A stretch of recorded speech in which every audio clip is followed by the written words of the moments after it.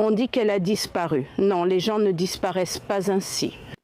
Tout le monde voit quelque chose.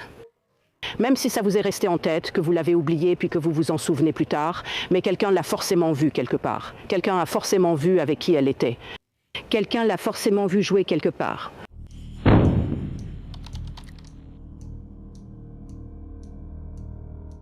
Jocelyn Smith est née le 23 octobre 2017 de sa mère, Kelly Smith, et de son père, José M.K., en Afrique du Sud.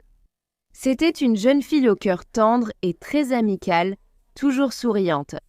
La fillette de 6 ans était en première année à l'école primaire d'Yasville, où elle avait beaucoup d'amis. Jocelyn et sa famille vivaient dans une petite cabane subventionnée par le gouvernement, située à Saldanha Bay, en Afrique du Sud, à environ 55 km du Cap.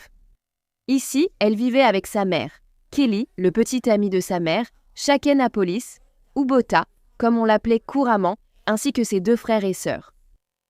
Puis soudainement, le 19 février 2024, la mère de Jocelyn, Kelly, l'a signalée comme disparue.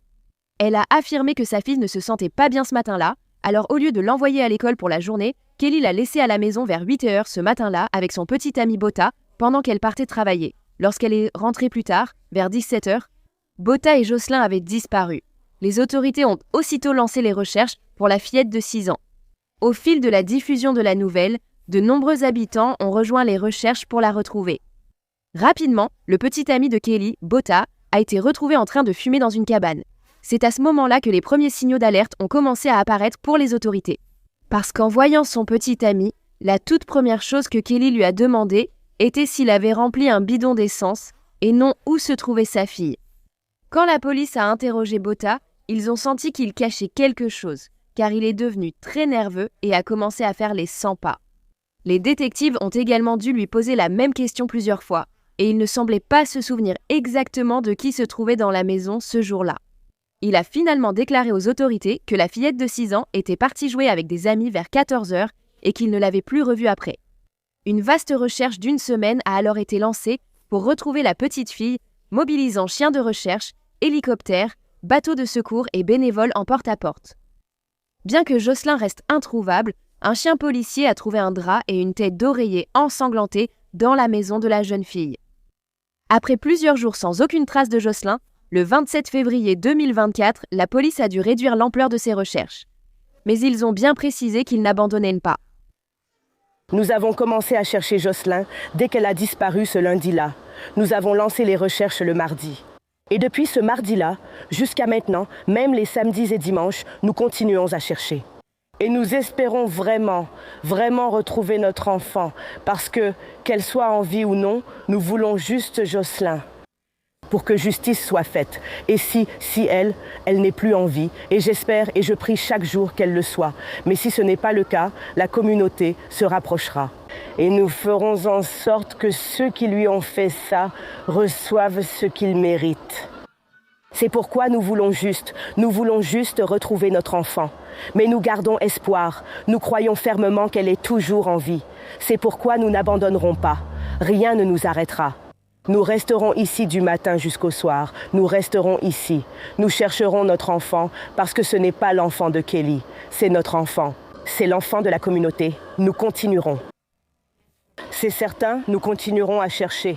À cette période également, le petit ami de Kelly, Bota, a fait une déclaration publique disant qu'il se sentait responsable de la disparition de Jocelyn. Cependant, il a affirmé qu'il n'avait aucune idée de ce qui lui était arrivé. Bientôt, des rumeurs ont commencé à circuler, selon lesquelles Kelly aurait vendu sa fille pour environ 20 000 rennes sud-africains, soit 1 000 $. Selon le père biologique de Jocelyn, il pensait que la disparition de sa fille avait un lien avec le problème de drogue de sa mère et les dettes qu'elle avait accumulées à cause de cela. Il pensait que cela avait poussé la mère à vendre Jocelyn pour pouvoir tout rembourser. Quelques jours plus tard, le 2 mars, une fouille a été effectuée dans un champ ouvert près de la maison de Jocelyn. Et des vêtements qui étaient supposés appartenir à la petite fille ont été retrouvés, tachés de sang. Cependant, après que les objets ont été envoyés pour des tests ADN, il a été déterminé qu'ils ne lui appartenaient pas. Encore une fois, la police n'avait aucune piste sur la localisation de Jocelyn. Ou du moins, c'est ce qu'il semblait, car quelques jours plus tard, le 5 mars, sa mère, Kelly, qui était de nouveau enceinte à l'époque, allait être arrêtée. Le petit ami de Kelly, Bota Apolis, a également été arrêté, ainsi que son ami Stefano Van Rijn et une femme nommée Fumza Sagaya. Les 4 adultes ont été inculpés d'enlèvement et de trafic d'êtres humains. Il y avait une rumeur selon laquelle Fumza Sagaya, qui était aussi parfois appelée Makalima pour une raison inconnue, était ce qu'on appelle une sangoma en Afrique du Sud, c'est-à-dire une guérisseuse traditionnelle. Elle avait été arrêtée parce que Botha et Stefano avaient tous deux affirmé que la mère de Jocelyn, Kelly, leur avait demandé de laisser la petite fille avec Fumza ce jour-là. Cependant, ces accusations contre la prétendue sangoma furent finalement abandonnées, faute de preuves suffisantes. Fumza habitait juste au bout de la rue de Jocelyn et de sa famille, mais elle niait être une sangoma ou connaître personnellement la petite fille ou sa famille. Cependant, elle a admis avoir vu Jocelyn, Kelly et l'un des frères et sœurs de Jocelyn le jour où la fillette de 6 ans a disparu. Fumza a déclaré qu'elle se trouvait chez elle lorsque le trio est passé devant sa maison vers 16h en portant une bonbonne de gaz. Elles se sont saluées d'un signe de main, puis elle ne les a plus revues. Fumza affirmera plus tard que, pendant qu'elle était détenue par la police, elle avait été torturée pour avouer que Jocelyn était sous sa garde. C'est également ce que Botha et Stefano diront leur être arrivé pendant leur garde à vue, ce qui expliquerait pourquoi ils avaient fait de fausses accusations contre Fumza au départ. Lorsque la mère de Jocelyn, Kelly, avait été initialement convoquée pour être interrogée, la police a découvert qu'elle ne les avait alertés que plus de 6 heures après la disparition de sa fille.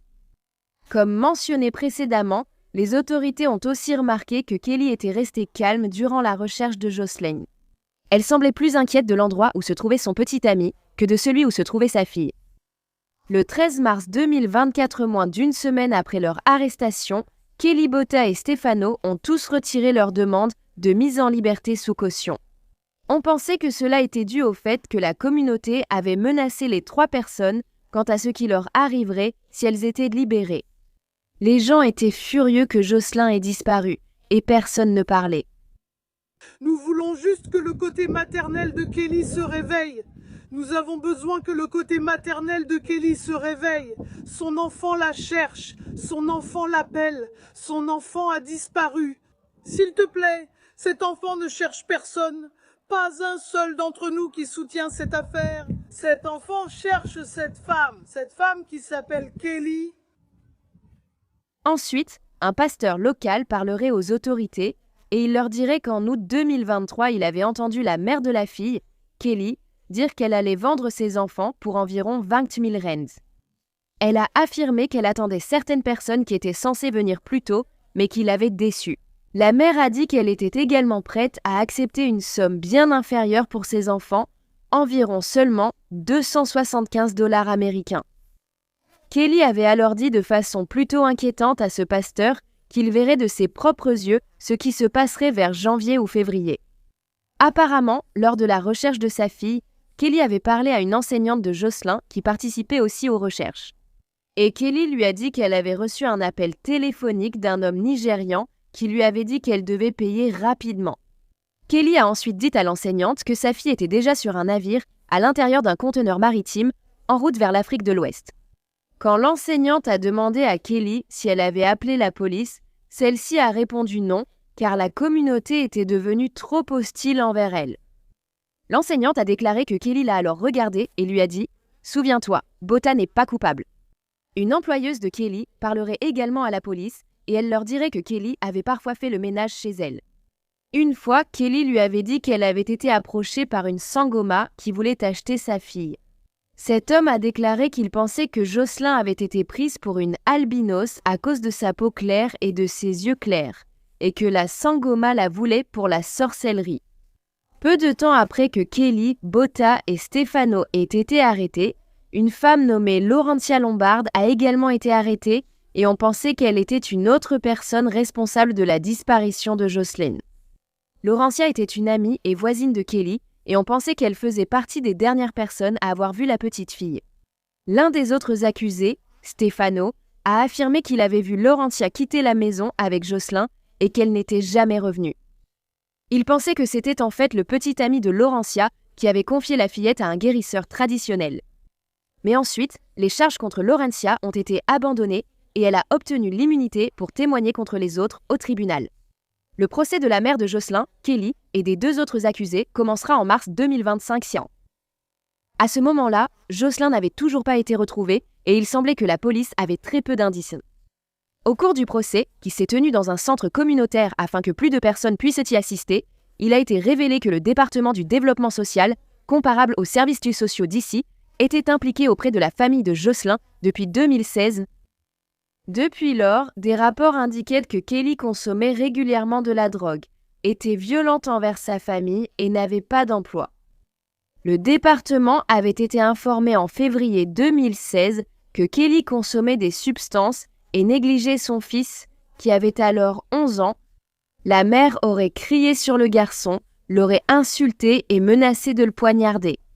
Kelly avait également menacé sa grand-mère, la même grand-mère dont les autorités apprendraient plus tard qu'elle avait recueilli le fils de Kelly. Et depuis, la mère. Elle avait rarement des contacts avec lui, ce qui semble être une bonne chose. La même année, ils ont également découvert que Kelly avait continué à consommer de la drogue pendant toute sa grossesse de Jocelyn. La mère avait déjà plusieurs fois cherché de l'aide pour sa dépendance à la drogue. Une fois en mai 2018, une autre fois en août 2018, puis de nouveau en mars 2020. Pendant que Kelly vivait avec le père biologique de Jocelyn, José, on disait que leur relation était très toxique et devenait souvent violente. Donc la mère, qui savait qu'à ces moments-là, la maison n'était pas sûre pour sa fille, déposait fréquemment Jocelyn chez leurs proches, Natasha et Lionel Andrews. Natasha et son mari aimaient Jocelyn comme si c'était leur propre enfant. Le couple avait aussi leurs propres enfants, donc la petite fille passait beaucoup de temps à jouer avec eux. Chez les André, Jocelyn avait son propre lit et la famille l'emmenait même en voyage, en plus de lui acheter de nouveaux vêtements et de nouveaux jouets. Natasha s'était même occupée de Jocelyn sur une plus longue période en mai 2018 lorsque sa mère, Kelly, était entrée dans un programme de désintoxication. Natasha et son mari Lionel avaient alors tenté d'adopter la petite fille. Cependant, cela était tombé à l'eau après que la mère et le père biologique de Jocelyn aient complètement rejeté l'idée. En parlant de la mère de Jocelyn, Kelly, elle admettra qu'elle avait fumé la drogue appelée tic, qui est similaire à la méthamphétamine, le matin où sa fille a disparu. Kelly a expliqué que le matin du 19 février, ses enfants n'ayant pas de vêtements propres, elle les a gardés à la maison plutôt que de les envoyer à l'école. Lorsqu'elle est ensuite allée travailler après avoir laissé Jocelyn et son frère ou sa sœur avec Bota, elle avait emprunté de l'argent à son employeur afin de pouvoir acheter de la drogue. De la drogue qu'elle allait fumer pendant sa pause déjeuner plus tard dans la journée avec Bota. Lorsque Kelly est rentrée chez elle plus tard, vers 16h, ça le sait. Elle n'a pas vu Jocelyn et a demandé à son petit ami où était la fillette. Bota lui a dit qu'elle était dans les parages et Kelly l'a cru sur parole. Le couple, accompagné de Stefano, a ensuite quitté la maison pour aller acheter encore de la drogue et de l'essence. Lorsqu'ils sont revenus près d'1 heure plus tard, Kelly a appelé sa fille mais n'a reçu aucune réponse. À ce moment-là, elle a enfin commencé à s'inquiéter et s'est mise à chercher Jocelyn. Mais selon l'avocat de Bota, après que Kelly soit rentrée chez elle, leur voisine Laurentia et leur ami Stefano sont venus pour fumer de la drogue. Pendant qu'ils faisaient cela, Jocelyn est parti avec une amie et ils ne l'ont plus revu. Pendant que Bota était interrogé au tribunal, il a également déclaré qu'après la disparition de Jocelyn, un policier l'avait approché et lui avait demandé de dire que Kelly et Stefano avaient emmené Jocelyn chez un sangoma local et l'avaient vendu pour 21 000 rands.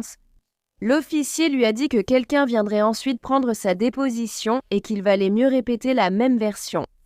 Ainsi, Bota a témoigné que, pendant qu'il parlait plus tard avec cet officier, il avait inventé d'autres parties de l'histoire pour la rendre plus crédible, y compris une prétendue conversation qu'il aurait eue avec Kelly le dimanche soir avant la disparition de Jocelyn.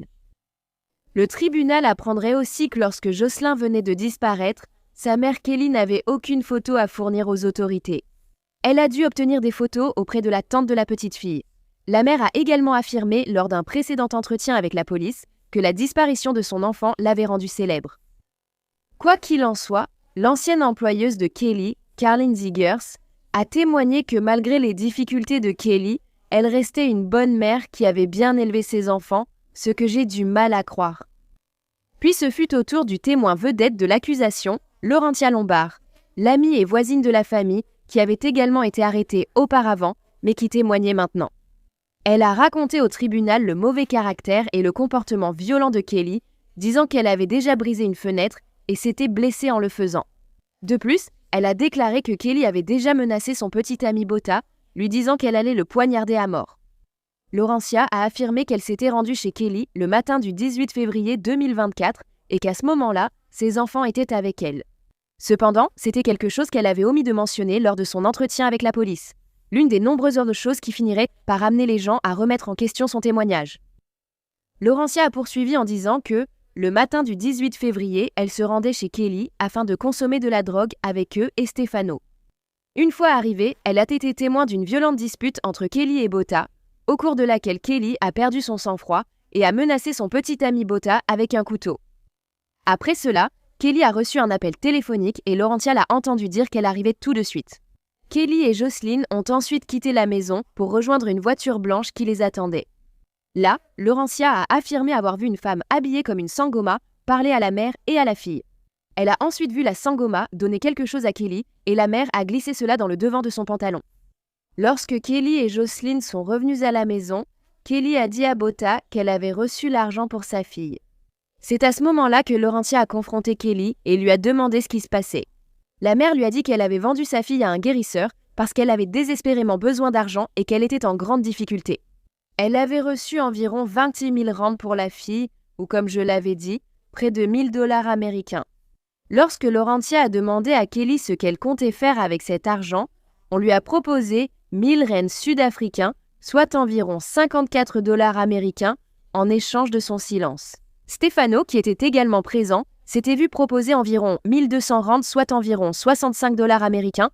Elle avait accepté l'offre, mais affirmé qu'elle n'avait jamais vu l'argent. Laurentia avait alors vu Kelly préparer un sac pour Jocelyn, qui comprenait un pantalon, un pull et des sous-vêtements. La sangoma était censée venir la chercher le lendemain à 14 h. Et selon Laurentia, c'est exactement ce qu'elle avait vu se passer l'après-midi du 19 février. Elle était de nouveau à la maison ce jour-là lorsqu'elle avait vu Kelly et Jocelyn se diriger vers une voiture blanche. Elles sont toutes les deux montées à l'intérieur et la voiture est partie. Laurentia a ensuite dit aux policiers que la personne qui avait emmené Jocelyn l'avait emmené pour ses yeux et sa peau. Et selon elle, elle avait essayé sans succès d'empêcher Kelly de vendre sa fille. Mais le fait est que, selon le frère de Jocelyn, Laurentia n'était même pas à la maison le matin du 19 février. Le frère a dit qu'il était en fait venu déjeuner vers 14 h ce jour-là. Et à ce moment-là, Jocelyn était aussi encore là. Il a quitté la maison un peu plus tard, et quand il est revenu vers 18 h, sa sœur était partie. Un autre enfant, une amie de Jocelyn, avait dit à la police que lorsqu'elle était rentrée de l'école le 19 février, elle avait vu Jocelyn en train de jouer, ce qui aurait été des heures après que Laurentia ait dit que le guérisseur était venu la chercher. Lorsque le juge l'a reprise au moins 4 fois pour ses erreurs pendant son témoignage, elle a commencé à trembler et à pleurer. Laurentia essaierait d'expliquer que les incohérences dans son témoignage étaient dues au fait qu'elle était terrifiée, confuse et qu'elle avait consommé de la drogue pendant environ 1 semaine avant d'être interrogée par la police, donc qu'elle n'était pas lucide.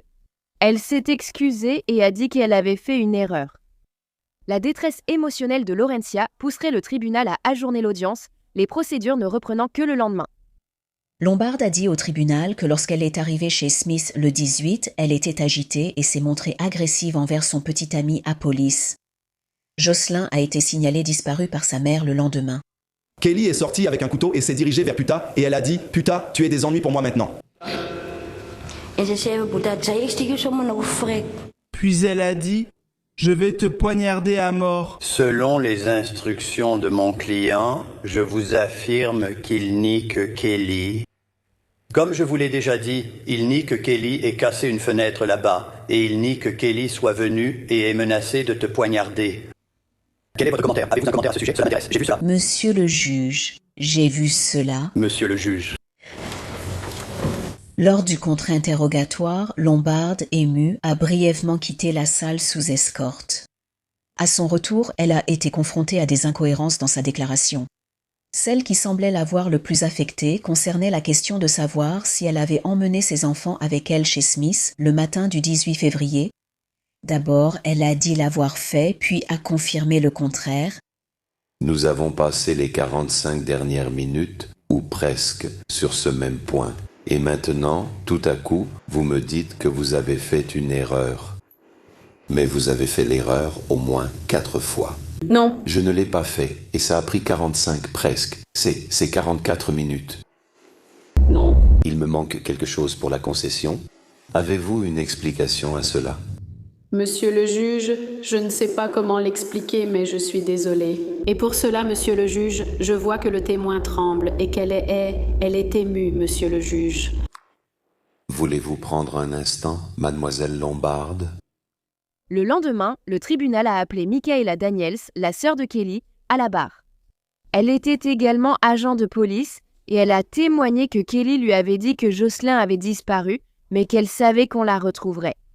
Kelly lui avait dit « Mon enfant est ici, dans le bidonville, et quelqu'un veut vendre mon enfant, mais Saldanha est actuellement une zone à risque. » Lorsque Michaela a commencé à poser d'autres questions à sa sœur, Kelly n'a pas voulu répondre et lui a dit qu'elle avait déjà répondu à ces questions pour la police, donc qu'elle ne les lui répondrait pas non plus. Alors que Michaela a dit que Kelly l'avait contacté le jour même de la disparition de Jocelyn et qu'au début, elle semblait très inquiète. Plus tard, Kelly semblait plutôt heureuse de la disparition de Jocelyn et a dit à Michaela que Gaetan McKenzie, le ministre des Sports, des Arts et de la Culture, l'aidait désormais financièrement. Donc, le procès, qui dure maintenant depuis un total de 8 semaines, est toujours en cours et Jocelyn n'a toujours pas été retrouvé. Un officier enquêteur sur l'affaire a déclaré que la recherche approfondie et internationale de la petite fille a inclus l'assistance par satellite, l'aide d'Interpol et de nombreux chercheurs en ligne. L'équipe d'enquête a déjà tenté d'utiliser les images de vidéosurveillance de Diazville et de la région plus large de Saldanha Bay afin d'essayer de localiser Jocelyn. Cependant, ils ont découvert qu'il n'y avait pas de caméra municipale dans la rue où Kelly et sa fille habitaient. Les autorités avaient aussi reçu des informations indiquant qu'Interpol pensait que Jocelyn pouvait avoir été emmené sur un navire. Après l'accostage du navire au pays de Galles et sa fouille, aucune trace d'elle n'a été trouvée et les recherches continuent. Eh bien, merci d'avoir écouté l'histoire de Jocelyn aujourd'hui. Je pense qu'il est assez évident que sa mère, Kelly, l'a vendu à quelqu'un, et c'est absolument déchirant. Comment une mère peut-elle faire cela à son propre enfant sans savoir quelles horreurs pourraient lui arriver à cause de ça? Espérons qu'elle sera punie comme il se doit et qu'un jour, la petite Jocelyn sera retrouvée vivante et sauvée du terrible destin dans lequel sa mère l'a vendue. Selon vous, qu'est-il arrivé à Jocelyn? Sa mère Kelly est-elle responsable? Un enfant, c'est sans doute l'une des choses les plus difficiles que quelqu'un puisse avoir à vivre. Mais me juger chaque jour.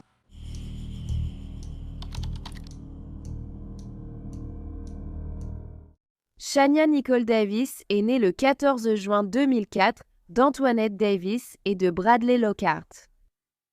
C'était une petite fille heureuse, aimante et sociable qui adorait se déguiser et faire des choses de fille comme se coiffer et jouer avec des poupées Barbie. Shania adorait jouer au basket avec ses frères et faire de la trottinette dehors. Le rose et le jaune étaient de ses couleurs préférées. Elle aimait chanter et se préparer à auditionner pour la chorale des enfants à l'église. Shania, âgée de 5 ans, vivait à Fayetteville, en Caroline du Nord, et elle était actuellement élève en maternelle à l'école primaire Morgantown Road. Les parents de la fillette se sont connus à une fête et ont eu une brève relation. Bradley n'a appris la grossesse d'Antoinette que peu avant la naissance de Shania.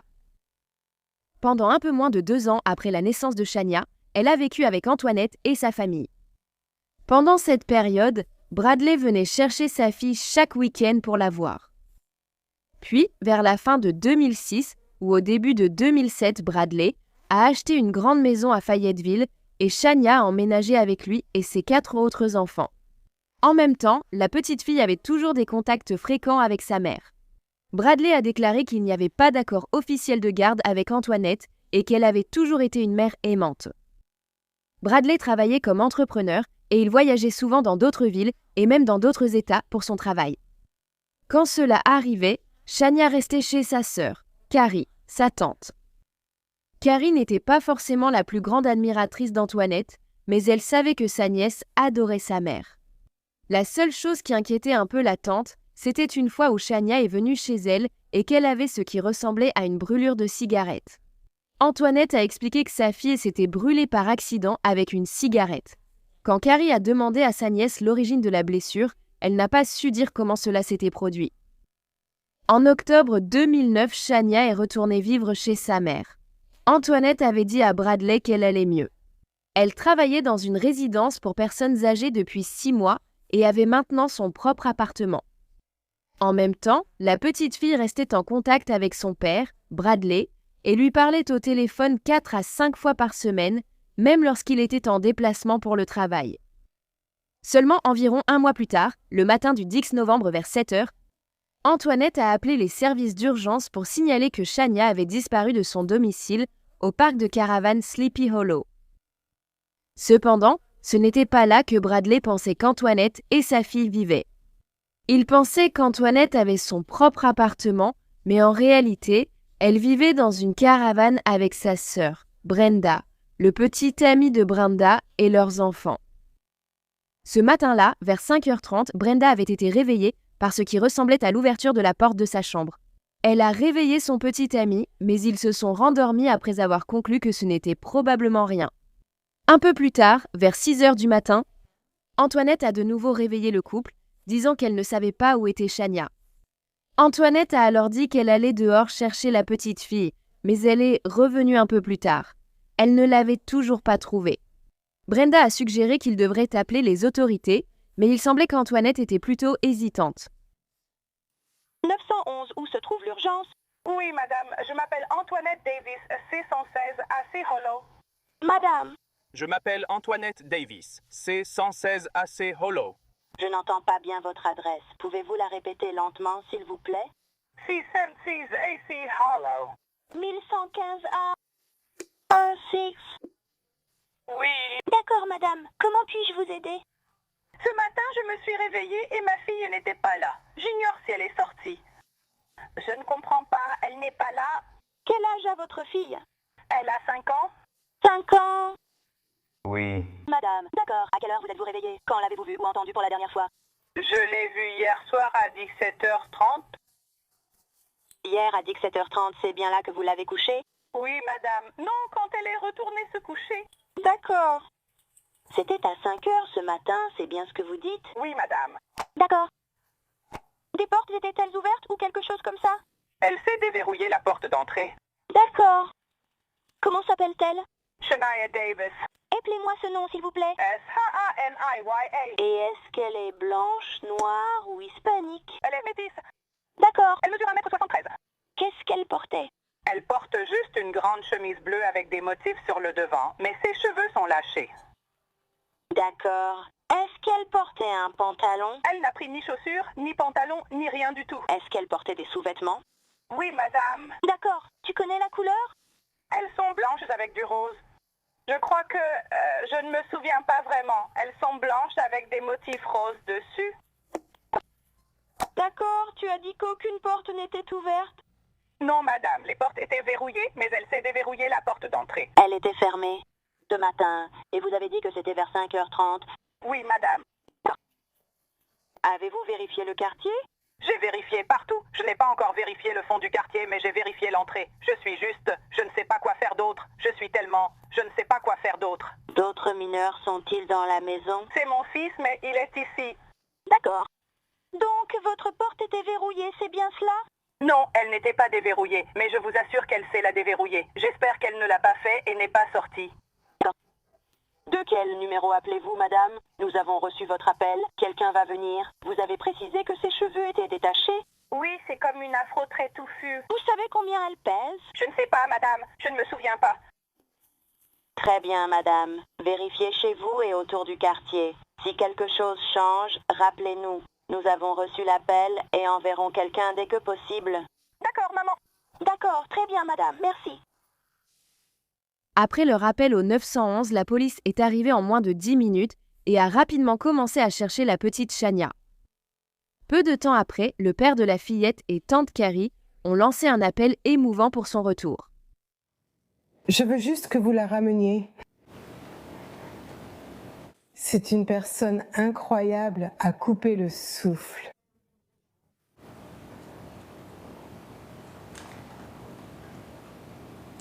Elle a un calendrier à l'école. Et quand tu es sage, sur ton calendrier quotidien, tu reçois une petite marque bleue dessus.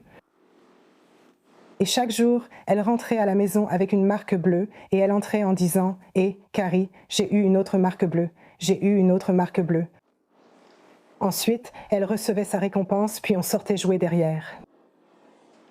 Elle était intelligente et tellement heureuse et pleine de joie.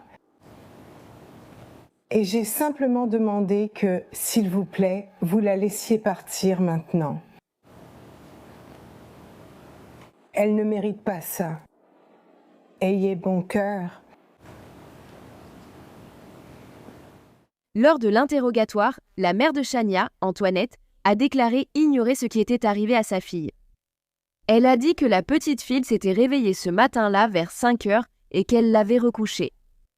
C'est environ 1 heure plus tard, vers 6 heures, que son fils est entré dans la chambre et a dit qu'il ne savait pas où était sa sœur.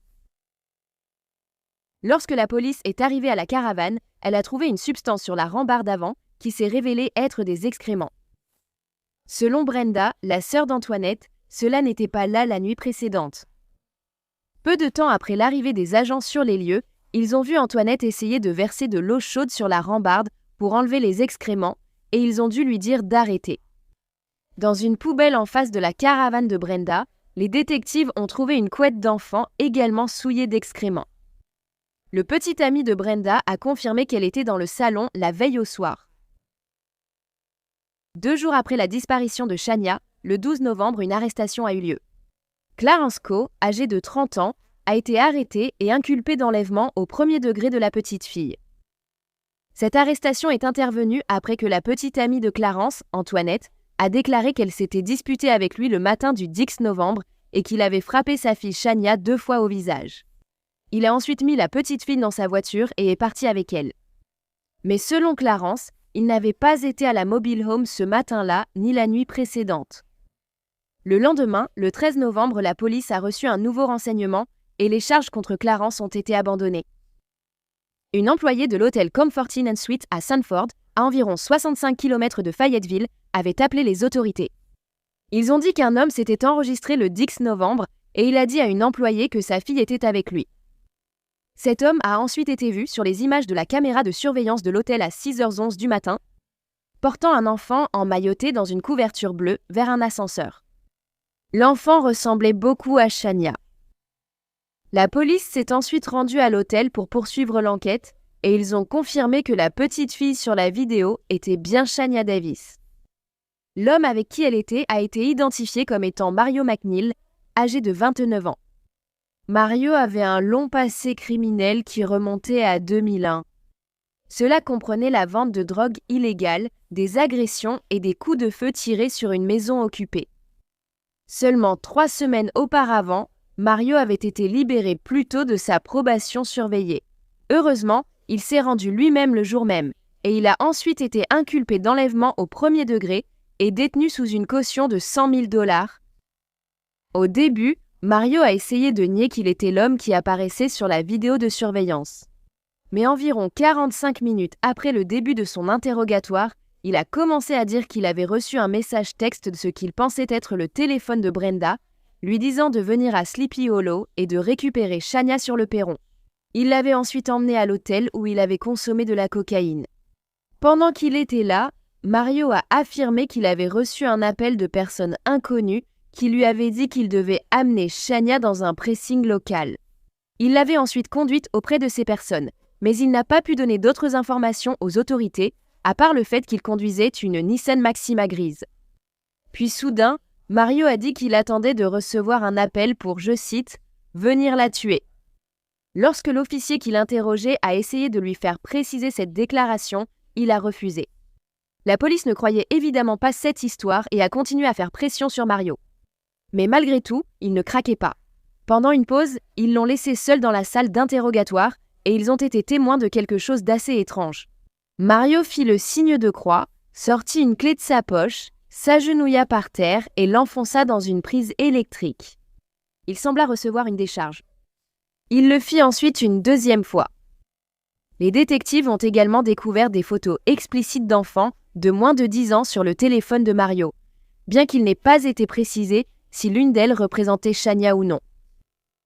Peu de temps après son arrestation, Mario a fini par dire à ses avocats où il pouvait trouver le corps de Shania, et ceux-ci ont ensuite transmis cette information à la police. Dans une zone boisée à environ 11 km du Comfort Inn, sous une grosse bûche, les détectives ont retrouvé le corps de la fillette de 5 ans. Elle avait été découverte juste à côté de l'Interstate 87, dans une zone où les chasseurs emmenaient souvent les cerfs après les avoir abattus. Trouvé fondateur? Juste là. D'accord, je vais les appeler, je vais m'approcher. Éteins, mec. Viens, bienvenue dans la zone, on revient bientôt. On a eu un tuyau. Une personne sur le parking a dit avoir entendu aux infos que le gars avait avoué avoir tué la fillette et l'avoir laissée près de carcasses de cerfs et d'ordures. On se souvient être passé ici plus tôt, avoir senti quelque chose de mauvais, puis être revenu. Il y avait des carcasses de cerfs et des ordures. Des officiers des îles Vierges sont passés, l'ont vu là-dedans et les chiens étaient très intéressés. On a vérifié et confirmé. Oui, c'est terrible. Vraiment de très mauvaises nouvelles. Je ne sais même pas, je suis un peu dépassé en ce moment. C'est beaucoup, mais je suis content qu'on ait pu aider. Une autopsie du corps de Shania a révélé qu'elle avait été étouffée et qu'elle avait également subi des blessures compatibles avec une agression sexuelle peu de temps avant sa mort. Le 19 novembre, Mario a également été inculpé de meurtre au premier degré et de viol au premier degré. Lorsque les autorités ont fouillé sa Mitsubishi Galant, elles ont emporté 11 sacs de pièces à conviction, cela comprenait des vêtements d'enfants et des couvertures. Puis, le lendemain de l'arrestation de Mario, la police a fait une autre révélation choquante dans l'affaire. Ils ont découvert que la mère de Shania, Antoinette, avait vendu sa fille à Mario. Antoinette, qui était alors enceinte d'un autre enfant, a ensuite été arrêtée. Elle a été accusée de traite d'êtres humains, de faux signalements à la police et de crimes graves liés à la prostitution. Une fois la vidéo de l'hôtel révélée, la sœur d'Antoinette, Brenda, a déclaré à la police que le frère aîné de Shania lui avait dit qu'il avait vu Mario dans la caravane la nuit où la fillette avait disparu. Brenda avait également vu Mario essayer de parler à Antoinette alors qu'elles étaient chez leur tante, ce à quoi Antoinette avait répondu « Je n'ai rien à te dire. Je veux juste savoir où est mon putain de bébé. » Mario était ensuite monté dans sa voiture et était parti en trombe. Après cela, Brenda et Antoinette se sont disputées et elles ne se sont plus parlé depuis. Tôt dans la soirée du 9 novembre, Mario était chez lui avec sa petite amie et sa fille de 18 mois. Il avait pris de la cocaïne et bu toute la soirée, alors il a commencé à envoyer des messages à plusieurs femmes pour trouver un coup d'un soir. Cela comprenait son ex-petite amie, la sœur d'Antoinette, Brenda Davis. Comme elle n'a pas répondu au message parce que son téléphone était éteint, une autre femme qui vivait dans le même parc de caravanes a répondu à Mario. Il s'était donc rendu à Sleepy Hollow, mais quand il est arrivé, la femme qui avait répondu s'était déjà endormie. Alors, une fois de plus, il a envoyé un message à Brenda, mais encore une fois, elle n'a pas répondu. Il a alors décidé d'aller quand même jusqu'à la caravane de Brenda. Mais une fois sur place, il n'a pas enlevé Shania. Sa mère, Antoinette, l'avait remise entre ses mains. Lors d'un 4e interrogatoire avec les détectives, la mère de Shania finirait par admettre qu'elle avait donné sa fille à Mario pour régler une dette. Elle a dit « Je la lui ai donnée pour rembourser les $200, il était seulement censé avoir des relations sexuelles avec elle. » Écœurant, pour seulement $200 ? $100. Alors que des rumeurs circulaient au départ selon lesquelles Antoinette devait cet argent à Mario pour de la drogue, ce n'était pas vrai. En réalité, il lui avait prêté les $200 pour de la nourriture et une chambre d'hôtel lorsqu'elle s'était retrouvée sans abri avec ses enfants. La nuit du 9 novembre, lorsque Mario, ivre, était entré dans la maison à la recherche de Brenda, Antoinette lui avait dit qu'elle était au lit avec son petit ami. Il a alors demandé à Antoinette s'il pouvait coucher avec elle, mais elle a refusé. Alors Mario a décidé qu'il voulait soit récupérer son argent sur le champ, soit avoir une relation sexuelle. Alors Antoinette lui a proposé sa fille. De plus, les enquêteurs pensaient que Shania avait été agressée à l'intérieur de la caravane avant d'être emmenée. Cela était dû aux excréments qu'ils avaient trouvés sur la couette et sur la rampe de la maison. On découvrirait plus tard que quelques mois avant la mort de Shania, les autorités avaient effectué une descente antidrogue au domicile de la famille. Et même si les agents avaient mentionné dans leur rapport qu'il y avait des enfants, les services de protection de l'enfance n'ont jamais été contactés. En octobre 2013, Antoinette Davis a été autorisée à plaider selon la procédure Alford pour des accusations de meurtre au second degré, au lieu de l'accusation initiale de meurtre au premier degré. Elle n'a pas reconnu sa culpabilité, mais a admis que les procureurs avaient sans doute assez de preuves pour la condamner. Elle a été condamnée à une peine de prison de 17 ans et demi à 21 ans. Elle devra aussi s'inscrire au registre des délinquants sexuels pour au moins 30 ans. Lors de son audience de condamnation, Antoinette a présenté des excuses en larmes. Elle a déclaré « Je n'ai jamais dit que j'étais une mère parfaite, mais j'étais une bonne mère. J'ai fait ce que je devais faire pour subvenir à leurs besoins. J'ai fait ce que je devais faire pour m'assurer qu'ils allaient bien. Je n'ai eu l'aide de personne. » À cela, la juge a répondu « Vous aviez l'opportunité, les moyens, de sauver la vie de Shania, mais vous ne l'avez pas fait. Vous n'êtes pas une bonne mère. » Quelques mois avant qu'Antoinette n'accepte son accord de plaidoyer, Mario a été reconnu coupable des accusations portées contre lui et il a été condamné à mort. Il a tenté de faire appel, mais sa demande a été rejetée. La tante de Shania, Carrie Lockhart Davis, qui était comme une seconde mère pour la petite fille, a déclaré « Je suis dégoûtée, mais en même temps tellement en souffrance à ce stade. C'était une enfant tellement pleine de vie et une partie si importante de ma vie, et il m'est difficile en ce moment de comprendre pourquoi quelqu'un m'aurait enlevé cette douce bénédiction. » Les funérailles de Shania ont eu lieu le 21 novembre 2009 à l'église Mona à Fayetteville. Plus de 2000 personnes étaient présentes et son père, Bradley, a déclaré qu'il voulait que ce soit une célébration de la vie de sa fille pour sa fille. Shania a ensuite été inhumée au cimetière Fayetteville Memorial.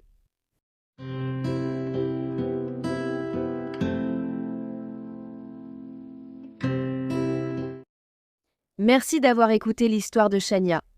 Je ne comprends pas comment Antoinette peut passer d'une mère aimante et attentionnée à une mère prête à vendre sa fille de 5 ans pour régler une petite dette. Ça n'a aucun sens, surtout qu'Antoinette avait un travail. Et si elle voulait vraiment régler sa dette, elle aurait dû coucher avec lui elle-même, pas donner sa petite fille. Pourquoi laisser Mario abuser de Shania aurait-il jamais pu être une option dans son esprit? Quel est ton ressenti sur celle-ci? Selon les dossiers du département de l'administration pénitentiaire, il a été libéré fin mars après avoir purgé une peine de 10 ans pour enlèvement dans le comté d'Oklahoma.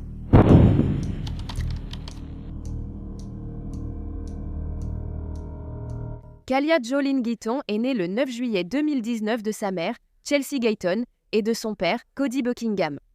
Kalia avait une personnalité immense et rayonnante. Elle avait des yeux qui illuminaient une pièce et un sourire qui apportait de la joie à tous ceux qui la connaissaient. Kalia apportait de la joie, du bonheur et un sentiment d'être chez eux à tous ceux qu'elle connaissait. Elle aimait Minnie Mouse, le bébé requin, les animaux et découvrir de nouvelles choses. Kalia vivait à Grand Prairie, au Texas, et il a été dit que ses grands-parents avaient la garde de la petite fille.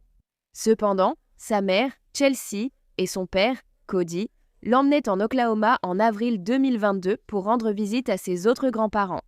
Donc, les grands-parents de Kalia vivaient à Enid, en Oklahoma, et ils s'appelaient Janine Spankey et Charlie Brown. Ils vivaient actuellement au Grand Prairie Motel. Lorsque Kalia et ses parents sont arrivés pour leur visite en avril 2022, ils allaient en séjourner dans la même chambre d'hôtel que Janine et Charlie, ainsi qu'avec 2 chiens de la famille. En fait, ce motel est bien connu des habitants comme un lieu de rendez-vous populaire pour les consommateurs de drogue, ainsi que pour les prostituées. Donc, le 27 avril 2022, Kalia et sa grand-mère, Janine, sont sortis prendre un petit déjeuner tardif. En revenant dans leur chambre de motel après le petit déjeuner, tout le monde était déjà réveillé. Janine devait aller travailler à 14h30, alors elle a commencé à se préparer. Un peu plus tard, Kalia est descendue avec son grand-père, Charlie, jusqu'à la machine à glace du motel. Pendant qu'ils prenaient de la glace, Kalia et son grand-père sont tombés sur un homme nommé Michael Geiger. Michael travaillait actuellement pour l'hôtel en tant que plombier, et en échange, il lui avait fourni 2 chambres d'hôtel communicantes. Michael a souri à Kalia, 2 ans, lui a offert des bonbons et dit qu'elle était jolie. Kalia, ne sachant pas si elle pouvait accepter des bonbons d'un inconnu, a regardé son grand-père, qui lui a dit qu'elle pouvait les accepter. Un peu plus tard dans la journée, les parents de Kalia, Chelsea et Cody, allaient croiser le même client de l'hôtel, Michael Geiger. Lorsqu'ils l'ont croisé, Michael les a invités à revenir dans sa chambre plus tard dans la soirée pour qu'ils puissent boire un verre et aussi consommer de la drogue, en particulier de la méthamphétamine. Donc, un peu plus tard dans la soirée, Chelsea, Cody, Charlie et Kalia sont tous allés nager dans la piscine intérieure du motel. En revenant dans leur chambre, Charlie a dit qu'il s'était endormi entre 20h30 et 21h. Et quand il s'est endormi, Chelsea, Cody et Kalia étaient dans l'autre lit de la chambre du motel, encore éveillés. Chelsea et Cody prévoyaient d'aller dans la chambre de Michael après que Kalia se soit endormie. Alors ils ont attendu que la petite fille se soit endormie, puis ils se sont faufilés hors de la chambre pour aller traîner avec ce nouvel ami à eux. De sérieux signaux d'alerte apparaissaient au sujet de Michael pendant que les parents de Kalia traînaient avec lui dans sa chambre de motel. D'abord, il a proposé à Chelsea 5 000 $ pour passer 24 heures avec lui. Chelsea a refusé, mais a mentionné qu'une amie pourrait être intéressée par sa proposition. Michael a trouvé l'idée excellente, alors Chelsea est sortie appeler son amie pour voir si elle était intéressée. Alors que Chelsea sortait de la chambre du motel pour appeler, Michael a dit à Cody qu'il allait dans sa chambre attenante se donner du plaisir. Pourquoi quelqu'un resterait-il après ça? Ça devait être juste pour la drogue, parce qu'après que Chelsea soit rentrée dans la chambre après avoir passé l'appel, elle et Cody ont frappé à la porte de la chambre attenante pour prévenir Michael qu'ils allaient chercher cette amie puisqu'elle avait accepté son offre. Et comme le type bizarre était là-dedans en train de se toucher à ce moment-là, il a ouvert la porte complètement nu. Et en plus de ce comportement déjà inquiétant, il a fait une remarque étrange aux parents ce soir-là. Il avait dit à Cody et Chelsea plus tôt dans la soirée que leur fille, Kalia, était mignonne, mais trop jeune pour lui. Donc, les parents de Kalia sont partis du motel vers 23h30 pour aller chercher cette amie pour Michael. Le grand-père de Kalia, Charlie, dormant dans la chambre du motel, s'est réveillé vers 23h30 au moment où Cody et Chelsea sont partis. Il a été réveillé par l'arrivée de Janine, ce qui a fait aboyer les chiens. Lorsque Janine est revenue au motel, elle a remarqué que la porte de la chambre était entr'ouverte et que Kalia n'était plus dans son lit. Les grands-parents savaient que Cody et Chelsea étaient partis avec Michael, mais ils ne pensaient pas qu'ils auraient emmené Kalia. Comme elle n'était pas dans son lit et que Charlie l'avait vue pour la dernière fois avec ses parents, ils ont pensé qu'ils l'avaient emmenée cette fois-ci. Ils ne s'en sont pas souciés davantage à ce moment-là. Mais quand Cody et Chelsea sont revenus au motel quelques heures plus tard, ils ont frappé à la porte d'une chambre de Michael sans obtenir de réponse, bien que la porte soit déverrouillée. Ils l'ont ouverte et regardé à l'intérieur, mais il n'y avait personne. L'autre chambre que Michael avait été verrouillée et personne ne répondait. À ce moment, les parents de Kalia et leur ami ont parcouru le motel pour chercher Michael. Et la femme qui travaillait à la réception a suggéré que Michael était peut-être allé du côté de la piscine, alors tous les trois se sont dirigés par là. Et lorsqu'ils sont arrivés à la piscine intérieure, ils ont trouvé la petite Kalia flottant dans l'eau, avec un short orange des Texas Longhorns enroulé fermement autour de son cou. Le même short orange que Michael Geiger portait plus tôt dans la journée. Cody a sorti la petite fille de l'eau et a tenté de lui faire une réanimation cardio-pulmonaire. Au même moment, un membre du personnel du motel a passé un appel affolé au 911.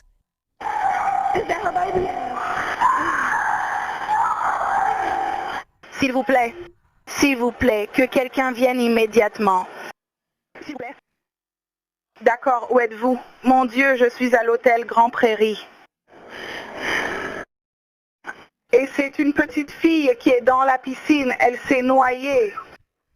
Cette dame et ces 2 personnes viennent juste de descendre pour la chercher. Et elle était dans la piscine. Et elle s'est noyée. S'il vous plaît, envoyez quelqu'un tout de suite. Mon Dieu, elle est toute bleue. S'il vous plaît, envoyez quelqu'un immédiatement. J'espère ne pas vous faire perdre votre temps. Voici des instructions pour un massage cardiaque. Le massage cardiaque, mais je dois dire que je pense que ce bébé est mort car son visage est bleu. Les extrémités sont bleues, le bébé ne bougeait pas. À la suite de cet appel d'urgence, la police est arrivée au Grand Prairie Motel le 28 avril. Ils ont pratiqué la réanimation sur Kalia jusqu'à l'arrivée de Life EMS, qui l'a emmenée au centre de santé Baptiste d'Integris, où elle a été déclarée morte. Kalia avait été jetée dans la piscine depuis le balcon du 2e étage. Une autopsie révélera plus tard qu'elle était encore en vie lorsqu'elle a été jetée dans la piscine. Elle était morte d'un manque d'oxygène dû à une strangulation ainsi qu'à une noyade. Et Kalia a également subi des blessures associées à une agression sexuelle violente. La police avait découvert 2 cartes clés de motel dans le short orange qui étaient enroulées autour du cou de Kalia. Et ces 2 cartes clés appartenaient aux 2 chambres de motel de Michael Geiger. Lorsque la police s'est rendue dans les chambres de motel, Michael était introuvable. Cependant, ils se sont retrouvés face à une scène de crime sanglante. Il y avait une quantité importante de sang retrouvée sur le sol ainsi que sur le lit. Il y avait aussi une culotte de petite fille Baby Shark retrouvée sur le sol, avec du sang à l'intérieur. Les autorités ont également trouvé un jouet sexuel artisanal pour adultes, un flashlight, qui contenait une chaussette correspondant à une autre retrouvée dans l'autre chambre de motel de Michael et qui avait du sang et un liquide compatible avec du sperme à l'intérieur. Ils ont également trouvé des vêtements de petite fille, une culotte champion correspondant à une autre culotte retrouvée dans l'autre chambre, ainsi qu'une boucle d'oreille rose à clous qui manquait à la petite Kalia lorsqu'elle a été retrouvée. Dans l'autre chambre de Michael, la police a découvert une bouteille de jus identique à celle de la chambre de la famille de Kalia, ainsi que des verres gélifiés sur le lit, d'une manière qui ne semblait pas être un simple accident, ce qui signifie que les bonbons avaient très probablement été placés là pour attirer un enfant. Et lorsque les détectives ont allumé la télévision, elle était réglée sur Nickelodeon, qui diffusait des dessins animés.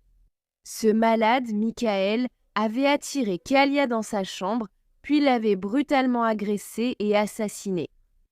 Michael avait été vu pour la dernière fois quittant l'hôtel à 23h47, par un employé de l'hôtel ainsi que sur les images de vidéosurveillance, et il portait des gants tout en tenant ce qui semblait être soit une serviette blanche, soit une taie d'oreiller blanche.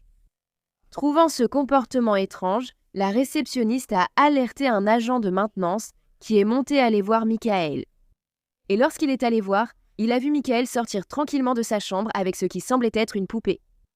Mais Michael avait déjà quitté l'hôtel avant l'arrivée des premiers secours, car il était parti près de 2 heures avant leur arrivée. Un maître chien a été appelé pour retrouver Michael, mais sa trace a été perdue près de Richland Road quand la pluie a commencé. Et après une recherche de 7 heures, à 9h13 du matin, Michael a été vu sur le toit d'un commerce voisin et placé en garde à vue. Les agents disent qu'il a été retrouvé avec du sang sur les mains et sur le corps. Michael Geiger a été inculpé de crimes graves pour meurtre au 1er degré, viol au 1er degré, enlèvement et cambriolage au 1er degré. Donc, ce monstre nommé Michael n'a pas avoué avoir commis les crimes contre Kalia. Il a cependant admis avoir occupé 2 chambres au Grand Prairie Motel, ainsi qu'avoir vu Kalia et lui avoir offert des collations le 27 avril. Or, Michael n'aurait pas dû travailler dans ce motel car il avait un passé criminel violent et il venait tout juste d'être libéré 1 mois plus tôt des services pénitentiaires, le 29 mars 2022. Il venait de purger une peine de 10 ans pour enlèvement. Et Michael s'était également vu refuser la libération conditionnelle en octobre 2021 en raison de multiples incidents de comportement pendant son incarcération. Ces incidents incluent la consommation de méthamphétamine en prison, des blessures à un agent de détention et des violences envers d'autres détenus. Il purgeait une peine pour une transaction de drogue qui avait tourné au vol de voiture, durant laquelle il avait braqué la victime avec une arme. Il avait également des antécédents d'agression sur des enfants. En 1992 et en 1993, Michael a commis plusieurs actes distincts d'agression sexuelle sur une jeune fille de 13 ans. Et Michael est également un membre connu de la United Aryan Brotherhood. Et bien que cela ne soit pas confirmé, il est dit que Michael a pu obtenir le poste au motel parce que sa sœur y travaillait en tant que directrice. Lors de sa première comparution devant le tribunal, Michael a plaidé non coupable et il a été détenu sans possibilité de libération sous caution. À ce moment-là, l'accusation de cambriolage a également été abandonnée. Désormais, les procureurs demandaient la peine de mort contre Michael en raison du fait qu'il avait déjà été condamné pour un crime impliquant l'utilisation ou la menace de violence envers une personne, ainsi que parce que le meurtre était particulièrement odieux, atroce ou cruel. Et il existe une probabilité que Michael commette à nouveau de tels actes à l'avenir. Certains aspects de cette affaire ne tiennent pas la route. Janine, la grand-mère de Kalia, est revenue au motel à 23h30. C'est à peu près au même moment que Cody et Chelsea ont dit être partis chercher cette autre femme pour Michael. En partant, Cody a affirmé avoir bien verrouillé la porte de la chambre du motel. Charlie, le grand-père, avait l'une des clés de la chambre du motel et Cody avait la deuxième. Donc Michael ne pouvait pas avoir de clé non plus. Maintenant, le personnel de l'hôtel a dit que 17 minutes plus tard, à 23h47, c'est à ce moment-là qu'ils ont vu Michael porter une silhouette ressemblant à une poupée hors de sa chambre.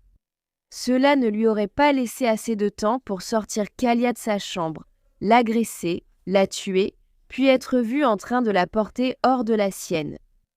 Et lorsque Chelsea et Cody sont partis à 23h30, ils ont dit à la police qu'ils étaient partis pendant environ 1 heure, ce qui les aurait fait revenir au motel à 00h31 au plus tard. Cependant, les premiers secours ne sont arrivés qu'à 1h47 du matin, donc il manque près d'1 heure. La grand-mère de Kalia, Janine, a également déclaré à la police qu'elle avait été réveillée par Cody qui frappait à la porte en demandant où se trouvait Kalia. Maintenant, il pensait que Kalia était dans la chambre avec ses grands-parents. Alors, pourquoi aurait-il frappé à la porte dans un tel état de panique? De plus, si Kalia avait été emmenée de la chambre du motel, pourquoi les chiens n'ont-ils pas aboyé alors qu'ils l'avaient fait quand Janine était rentrée? Et si Michael avait réussi d'une manière ou d'une autre à emmener Kalia sans que les chiens n'aboient, comment aurait-il aussi pu prendre des bouteilles de jus en plus sans que les chiens se réveillent et aboient? Il a aussi été dit que la mère de Kalia avait montré peu d'émotion lors de la cérémonie commémorative organisée pour elle.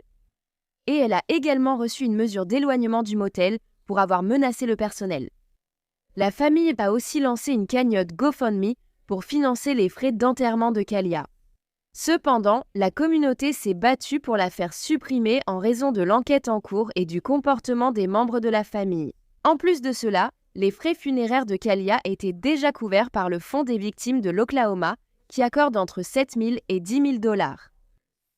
Cody et Chelsea poursuivent maintenant le motel pour 75 000 $ en lien avec la mort de Kalia.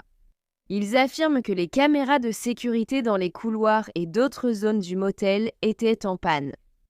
Ils ont aussi affirmé que les portes des chambres du motel étaient défectueuses, permettant à Michael d'accéder facilement à leur fille Kalia. Et en novembre 2023, Michael Geiger a été jugé inapte à comparaître devant le tribunal.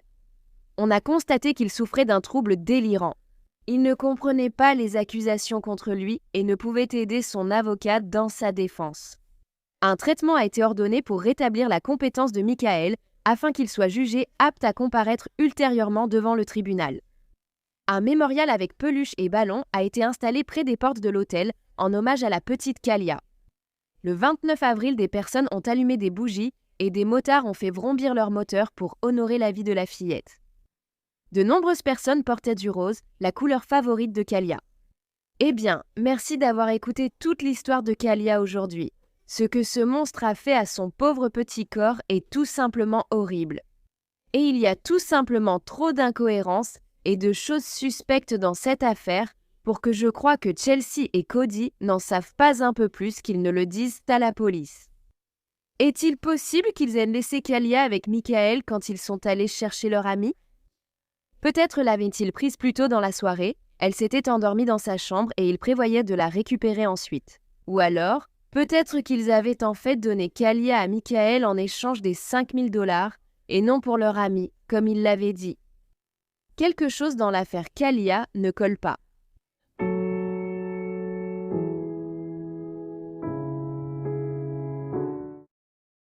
La mère de Khojakari était présente lors du plaidoyer de non-culpabilité de sa fille pour ne pas avoir signalé la disparition de son enfant aux autorités. Christopher Paul Mitter, le beau-père de Madalina, fait face à la même accusation et a également plaidé non coupable. Les avocats de la défense disent qu'il ignore où est Madalina et pense que Diana l'a donnée à quelqu'un.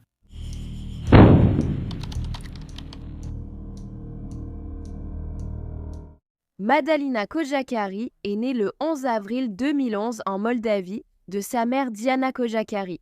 On ne sait pas qui est son père biologique. On disait que Madalina était calme et timide, mais aussi une fille très gentille et intelligente qui adorait l'équitation. Excellente élève, elle étudiait au collège Bailey à Cornelius, en Caroline du Nord. Sa mère, Diana Khojakari, travaillait comme traductrice et elle venait d'une famille de musiciens bien connus.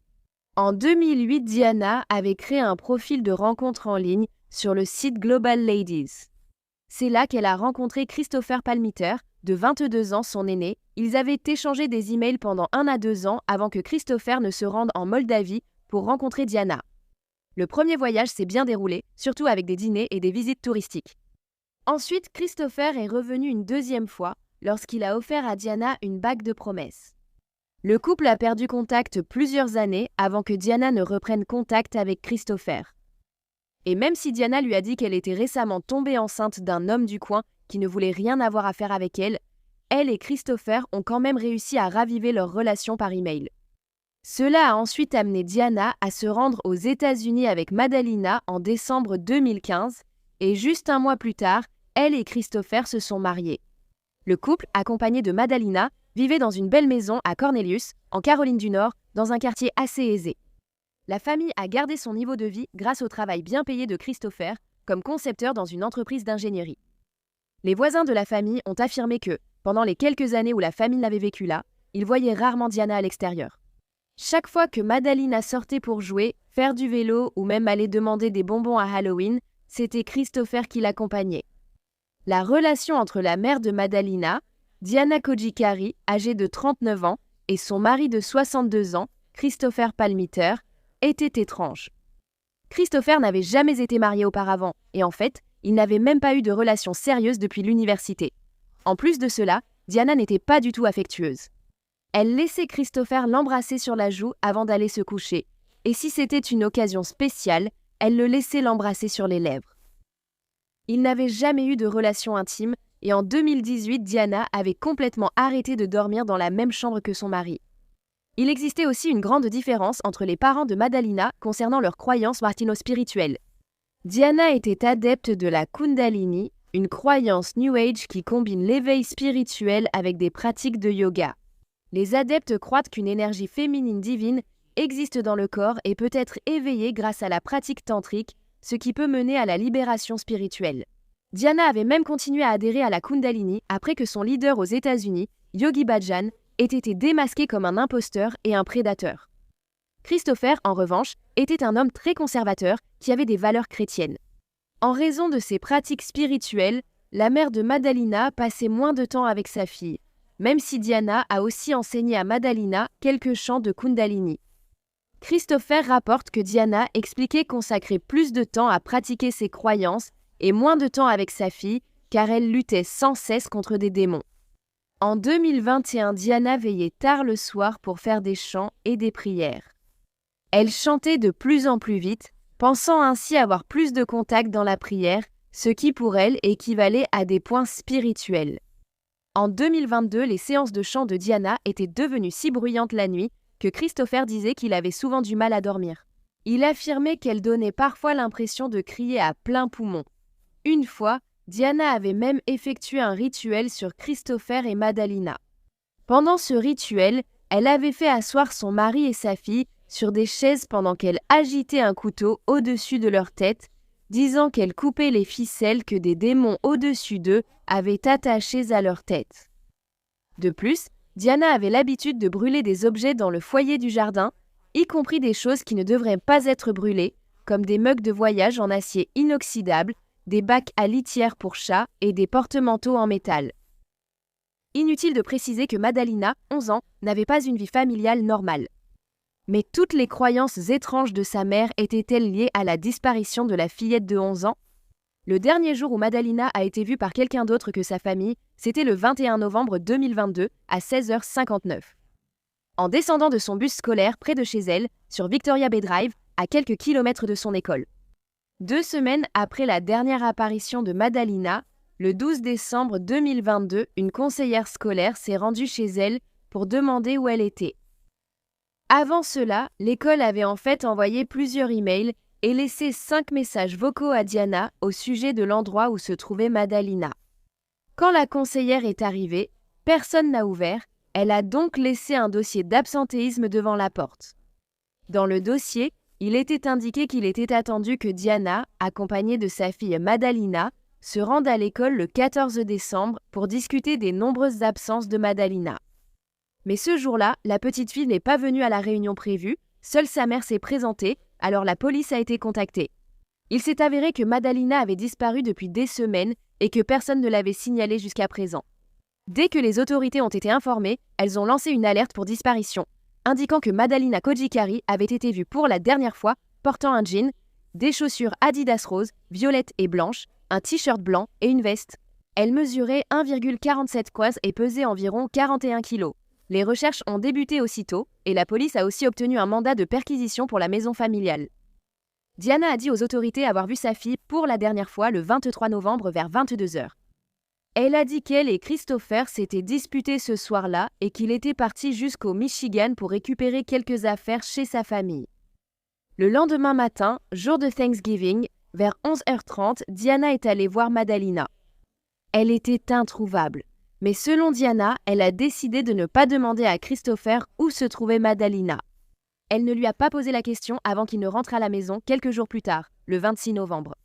Lorsque la police a parlé avec Christopher, il a déclaré qu'il n'avait pas vu Madalina le jour où il était parti pour le Michigan. En fait, il n'avait pas vu la petite fille depuis environ une semaine avant cela. Lorsqu'il est rentré le 26 novembre, il a demandé à Diana où était Madalina et elle a retourné la question en disant « Je ne sais pas. Est-ce que toi, tu sais où elle est ?» Christopher justifiait également le fait de ne pas avoir vu Madalina depuis un certain temps en disant qu'il pensait qu'elle était avec des amis et il pensait aussi qu'il y avait des moments où elle était dans sa chambre car il avait vu la lumière allumée. Puis, 2 jours après que Madalina, âgée de 11 ans, a été signalée disparue, Diana et Christopher ont tous les deux été arrêtés pour ne pas avoir signalé sa disparition plus tôt, grâce à la loi Kaylee. Le juge a déclaré que Diana avait entravé l'enquête et qu'elle n'avait signalé la disparition de sa fille qu'à contre-cœur. Elle a ensuite été placée en détention sous caution de 250 000 $ et Christopher a été détenu sous caution de 200 000 $. Lors d'une perquisition chez la famille, la police a constaté l'absence de certains effets personnels de Madalina, comme des vêtements et son sac à dos. Il semblait aussi que quelques carrés de moquette avaient été découpés dans la chambre de Madalina et le salon. Une partie de la cuisine était aussi barricadée avec du contreplaqué. Interrogé, Christopher a expliqué qu'il comptait y construire un appartement. Au total, 25 objets différents ont été saisis dans la maison familiale, y compris 3 iPhones. La police a aussi saisi 8 100 $ en liquide, enveloppés dans du papier aluminium dans le sac de Diana. Lorsqu'ils ont fouillé sa voiture, ils ont trouvé les passeports de Madalina et Diana, ainsi qu'une carte de débit moldave. De plus, la police a trouvé des reçus de virement montrant que Diana avait envoyé des milliers de dollars à sa mère en Moldavie, ainsi qu'à un prêtre moldave. Un message Facebook que Christopher avait envoyé peu après la saisie des objets à une de ses parentes, nommée Mary Palmiter McCree, serait également découvert plus tard. Dans ce message, il lui avait dit « Nous sommes dans une sorte d'enquête. Maddie a disparu et la police locale a pris tous nos appareils électroniques. Heureusement, j'ai encore mon vieux téléphone, ils n'ont d'ailleurs pas pris mon ordinateur, sûrement par oubli. » Diana l'utilise maintenant pour appeler ses parents. Au début des recherches, des centaines d'enquêteurs avaient participé à l'affaire. Ils ont suivi près de 250 pistes, parcouru la région et interrogé des centaines de personnes en Caroline du Nord, ainsi qu'au-delà des frontières de l'État et même à l'étranger. Le FBI a également enquêté sur l'affaire. La police a également commencé à interroger les voisins de la famille pour voir s'ils pouvaient obtenir plus d'informations qui pourraient les mener à Madalina. Quand elle a parlé aux voisins, plusieurs personnes ont déclaré avoir vu le couple brûler des objets dans un brasero situé dans le jardin. Des objets comme un lit et soit un canapé, soit des coussins de canapé, mais la police n'a pas encore confirmé ces éléments. C'étaient toutes les informations publiques sur la disparition de Madalina à ce moment-là. Mais ensuite, le 8 mars, 107 jours après la disparition initiale de la petite fille, de nouveaux documents ont été rendus publics. Cela a révélé que Diana avait un cousin du nom d'Octavian Sebeneux, à qui elle avait demandé de les faire sortir clandestinement de leur maison à Cornelius. Elle a affirmé qu'elle était malheureuse dans sa relation avec Christopher et qu'elle voulait divorcer, ce qui aurait probablement été la solution la plus simple, simplement divorcer au lieu de demander à quelqu'un de la faire sortir clandestinement avec son enfant. Peu de temps après, des images de vidéosurveillance du 16 décembre montraient Madalina sur Sugar Mountain. Apparemment, elle a été vue avec un homme qui ressemblait au cousin de Diana, Octavian, qui était aussi le seul parent de sang de la fillette de 11 ans aux États-Unis. Après enquête, il a été établi qu'il s'agissait d'une fausse alerte et que la fille n'était pas Madalina. Depuis la disparition de la fillette, la police a enregistré aussi les appels de Christopher et Diana. Dans un appel, on entend Diana parler à sa propre mère d'un gros sac d'argent liquide, de dépôt financier, et elle a également évoqué la théorie selon laquelle Christopher aurait vendu Madalina contre de l'argent. Dans une conversation que Christopher a eue avec son frère et la femme de celui-ci, on l'entend dire que Diana a beaucoup d'argent liquide et qu'une situation financière va bientôt se présenter. Son frère lui dit alors de ne pas s'en faire à ce sujet. Dans des conversations enregistrées entre Diana et Christopher, les deux époux se disent mutuellement qu'ils n'ont aucune idée d'où se trouve Madalina. Ensuite, un message texte a été retrouvé sur le téléphone de Diana, dans lequel elle disait que Madalina était avec elle le 2 décembre. Le 4 décembre, Diana avait envoyé un autre message texte affirmant qu'elle était à la montagne en train de chercher, quoi que cela veuille dire. Elle aurait également été vue en train de faire une vidange à Hickory, à environ 1h30 de chez elle, le 3 décembre. Mais Madalina n'était pas avec elle. Puis, dans la nuit du 4 décembre, Diana a été aperçue seule par un shérif adjoint, dormant dans sa voiture près de Lonesome Mountain.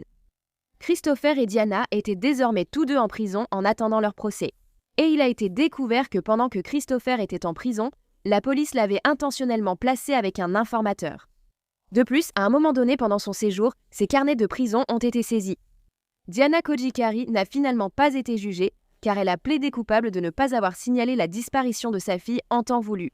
À ce moment-là, elle avait déjà purgé suffisamment de temps en prison et elle a été libérée juste après sa condamnation en mai 2024. Diana aurait prétendument accusé son mari, Christopher Palmiter, de ne pas avoir signalé la disparition de sa fille plus tôt, car elle craignait sa réaction, selon ses dires. Pendant que Diana était en prison, une autre accusation a également été portée contre elle après qu'on ait découvert qu'elle était en possession de cocaïne mélangée à du fentanyl. La police a également révélé qu'elle avait trouvé des relevés téléphoniques liant Diana à des personnes impliquées dans le trafic de drogue. À sa sortie de prison, des journalistes ont demandé à Diana si elle savait où se trouvait sa fille. Elle a répondu « J'espère », puis a ajouté « J'espère qu'elle est en sécurité ». Quant à Christophe, il avait été libéré sous caution, mais il devait également être jugé en mai 2024. Il a affirmé qu'il ne savait pas que Madalina avait disparu, jusqu'à ce qu'il parle avec les responsables de l'école et de la police. Lors du procès de Christophe, son témoignage révélerait de nouvelles informations sur l'affaire, comme le fait qu'il ne savait pas que Diana lui volait jusqu'à ce qu'il soit arrêté. Christophe allait ensuite décrire sa femme comme étant quelqu'un qui voulait tout contrôler à la maison. Il a déclaré que Diana était distante et imprévisible. Christophe pensait que sa femme avait emmené Madalina et l'avait cachée quelque part, peut-être chez sa famille en Moldave. Il ne croyait pas non plus qu'on la retrouverait un jour. Selon lui, Diana avait insisté pour qu'il fasse le voyage imprévu au Michigan le 23 novembre.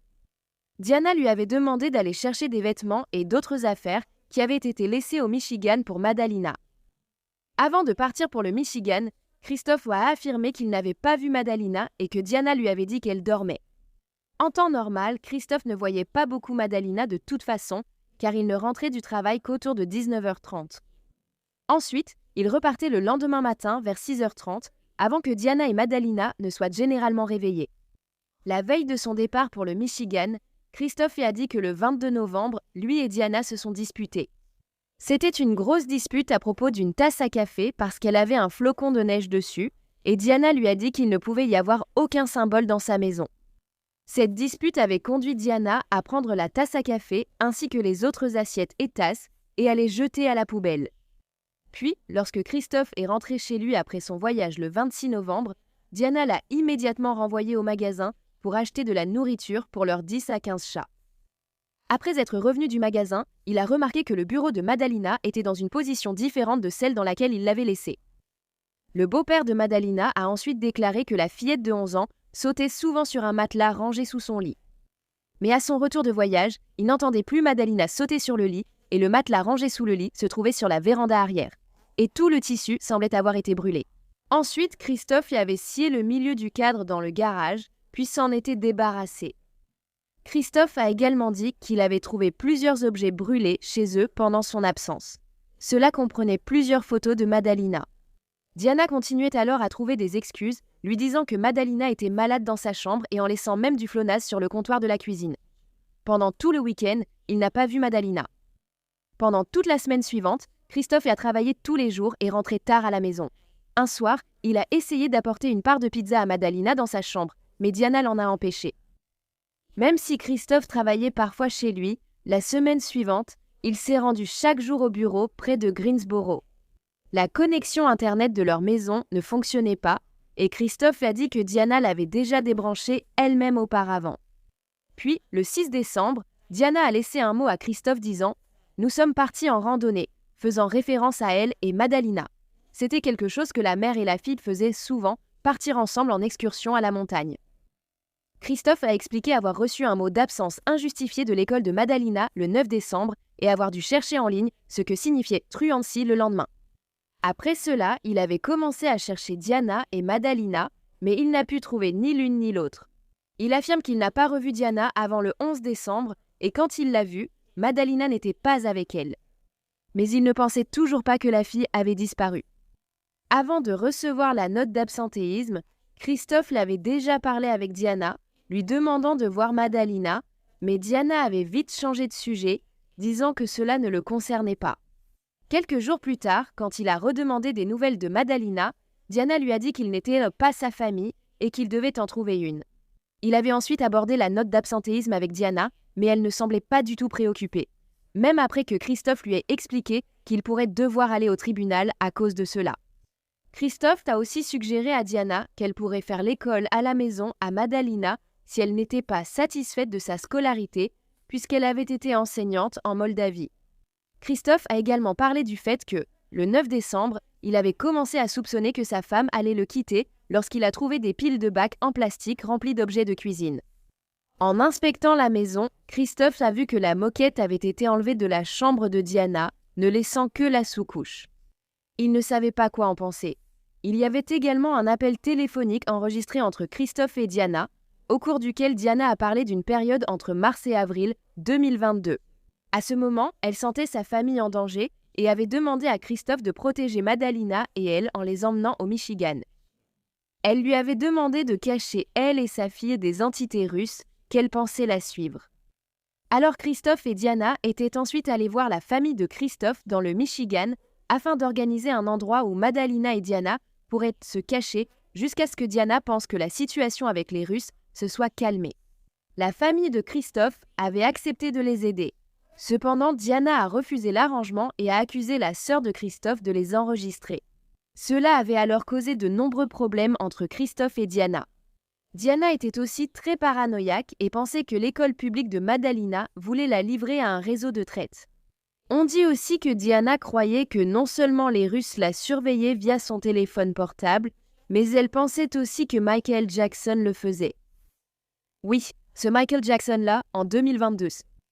Il a également été mentionné lors du procès de Christophe que la mère de Madalina, Diana, avait contesté le fait que Christophe l'ait nommée tutrice légale sur certains de ses investissements. Elle craignait que cela ne signifie que quelqu'un puisse avoir de l'emprise sur elle. Apparemment, des disputes à propos de cet investissement survenaient fréquemment et Diana a accusé Christophe de vendre son âme au diable à cause de cela. Finalement, Christophe a retiré le nom de sa femme de l'investissement, ce qui lui a fait perdre environ 50 000 $.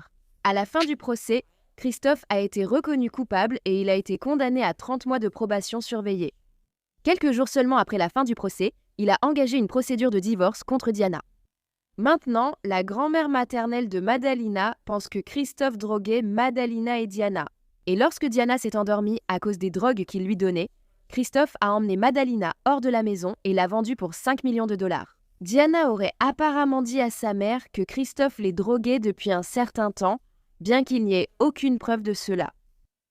Rhoda Kojikari, la mère de Diana et la grand-mère de Madalina, était au tribunal jeudi et a parlé avec Queen City News devant le palais de justice. Une traductrice de langue maternelle russe a fourni une transcription à Queen City News. Mes enfants ont été pris par des trafiquants d'enfants.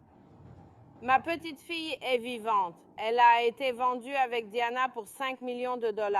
Ruda dit qu'elle veut ramener sa fille et sa petite-fille dans son pays natal, la Moldavie, en Europe de l'Est, parce qu'elle sent qu'elles sont en danger aux États-Unis. Voler ton enfant, Dieu nous en préserve, ou vos enfants. Il faut arrêter ce gang au plus vite. C'est un vrai gang. Vous comprenez? Un vrai gang. Il faut les arrêter. Ils ne sont que 15. Je n'en connais que 5 d'entre eux. Et les 10 autres, je ne les connais pas.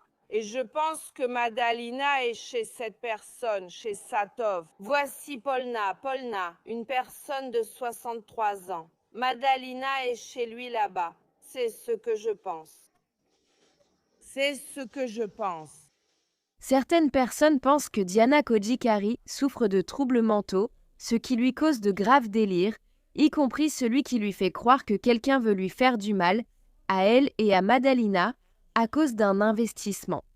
Cependant, elle n'a jamais été officiellement diagnostiquée avec une maladie mentale, donc ce ne sont que des spéculations basées sur toutes les choses folles qu'elle avait faites auparavant.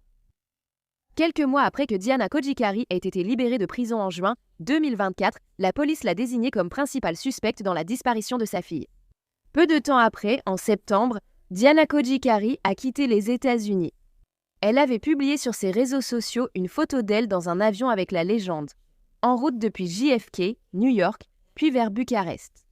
Si elle retourne dans son pays d'origine, la Moldavie, cela va rendre très difficile pour la police d'engager d'autres poursuites contre elle, car les États-Unis n'ont pas de traité d'extradition avec la Moldavie.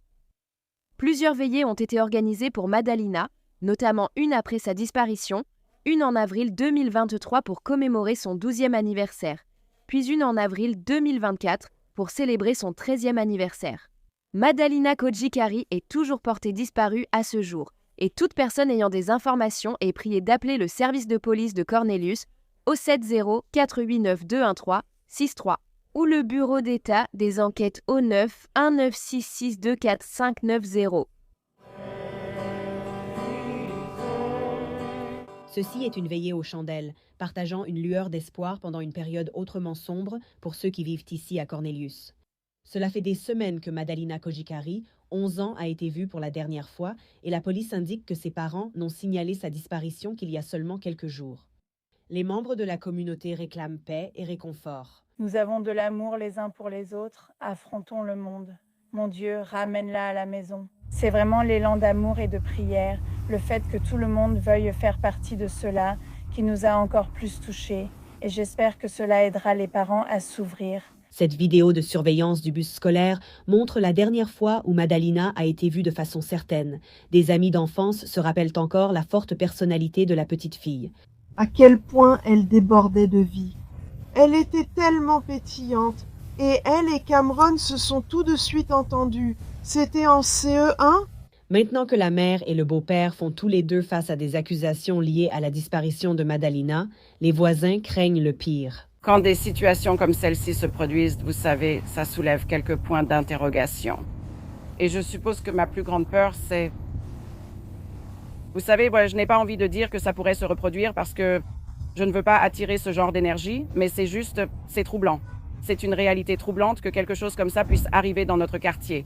Je continue néanmoins à prier pour une issue positive. Nous prions et gardons espoir, il ne faut jamais l'abandonner.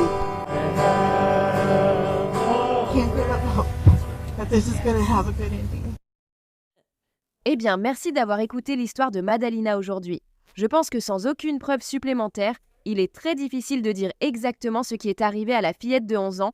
Cependant, je pense que sa mère, qui avait clairement des problèmes de santé mentale, a probablement tué Madalina à cause d'une certaine paranoïa ou d'un rituel de purification spirituelle. Soit cela, soit elle l'a cachée dans les montagnes chez des proches. Mais si c'était le cas, alors pourquoi Diana a-t-elle quitté les États-Unis ? C'est pourquoi je penche plutôt pour l'idée que Diana a tué sa fille. Qu'en penses-tu, Mazu ? Lundi matin, lorsque la mère de Kamari Holland a signalé sa disparition depuis une résidence de Columbus, le corps de l'enfant a été retrouvé tard dans la nuit à l'intérieur de cette maison abandonnée sur la 15e avenue à Phoenix City.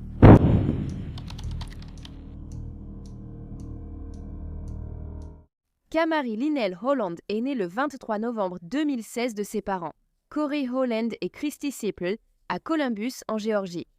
Elle avait 3 sœurs et 4 frères. On disait que la petite fille avait le plus grand cœur et était toujours heureuse et souriante. Kamari était aussi intelligente et pleine d'amour. Elle aimait chanter et danser dans des vidéos qu'elle enregistrait. Le père de Kamari l'appelait affectueusement sa petite princesse, et la fillette venait tout juste de commencer la maternelle qu'elle adorait. Après la séparation des parents de Kamari, elle vivait avec son père, Corey, et son petit frère à Phoenix City, en Alabama, car il avait la garde exclusive des 2 enfants. Cela était dû au fait que Christy Seiple, âgée de 35 ans, également connue sous le nom de Christy Hoskins, s'était vue retirer la garde de ses enfants après avoir été accusée de mise en danger chimique d'un enfant qu'elle avait mis au monde en février 2018. Cela s'était produit après que Christy avait exposé son enfant à naître à la marijuana durant sa grossesse, et pour cette raison, elle ne devait pas être en contact avec ses enfants. Mais le 12 décembre 2021, Christy s'est présentée chez Corey sans y être invitée pour voir ses enfants. Il l'a finalement laissée entrer et passer du temps avec leurs enfants. À un moment donné pendant la visite, Corey est allée dans une autre pièce et bientôt Kamari l'a suivie en courant, lui disant qu'elle était excitée parce qu'elle allait passer la nuit avec sa maman. Cela a complètement pris Corey au dépourvu, et même s'il savait qu'il y avait une ordonnance du tribunal interdisant à Christy de voir ses enfants, encore moins de les prendre pour la nuit. Il a accepté parce qu'à ce moment-là, Christy semblait heureuse et elle ne donnait pas l'impression d'être sous l'emprise de drogue. Mais le père a surtout accepté parce que la petite Kamari semblait tellement excitée à l'idée de passer du temps avec sa maman. Et il ne voulait pas décevoir sa fille, surtout si près de Noël. Alors Corey a dit à Christy que si elle voulait emmener Kamari, elle devait aussi emmener leur fils. Bien que la mère ait d'abord hésité, elle a finalement emmené les 2 enfants pour la nuit. Le lendemain matin, le 13 décembre 2021, Christy s'est réveillée pour découvrir que Kamari, âgée de 5 ans, avait disparu de sa maison de la rue Bowman.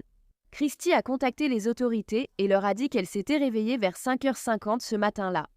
Et quand elle s'est réveillée, la porte était ouverte et Kamari était introuvable. Cependant, quand les autorités sont allées chez Christy, elles n'ont trouvé aucun signe d'effraction. Les autorités ont donc vérifié le téléphone de Christy et découvert qu'elle avait communiqué la veille avec un homme nommé Jeremy Williams. Une fois que les agents ont vérifié le nom de Jeremy, ils l'ont trouvé dans le système pour une affaire datant de quelques jours auparavant, où une victime l'avait signalé pour l'avoir sodomisé. La victime a déclaré que pendant l'agression, qui avait eu lieu au domicile de Jeremy à Columbus, il l'avait appelée du nom de Kamari et lui avait dit qu'elle faisait des fellations aussi bien que la petite fille à qui il avait appris à le faire. Les autorités ont donc localisé son téléphone portable pour retrouver où se trouvait Jeremy, qui était au Bamboo Motel sur Opelika Road à Phoenix City. À leur arrivée au motel, la police a constaté que Jeremy s'était enregistré une demi-heure plus tôt et l'a trouvé en train de fumer de la méthamphétamine avec son oncle dans sa chambre.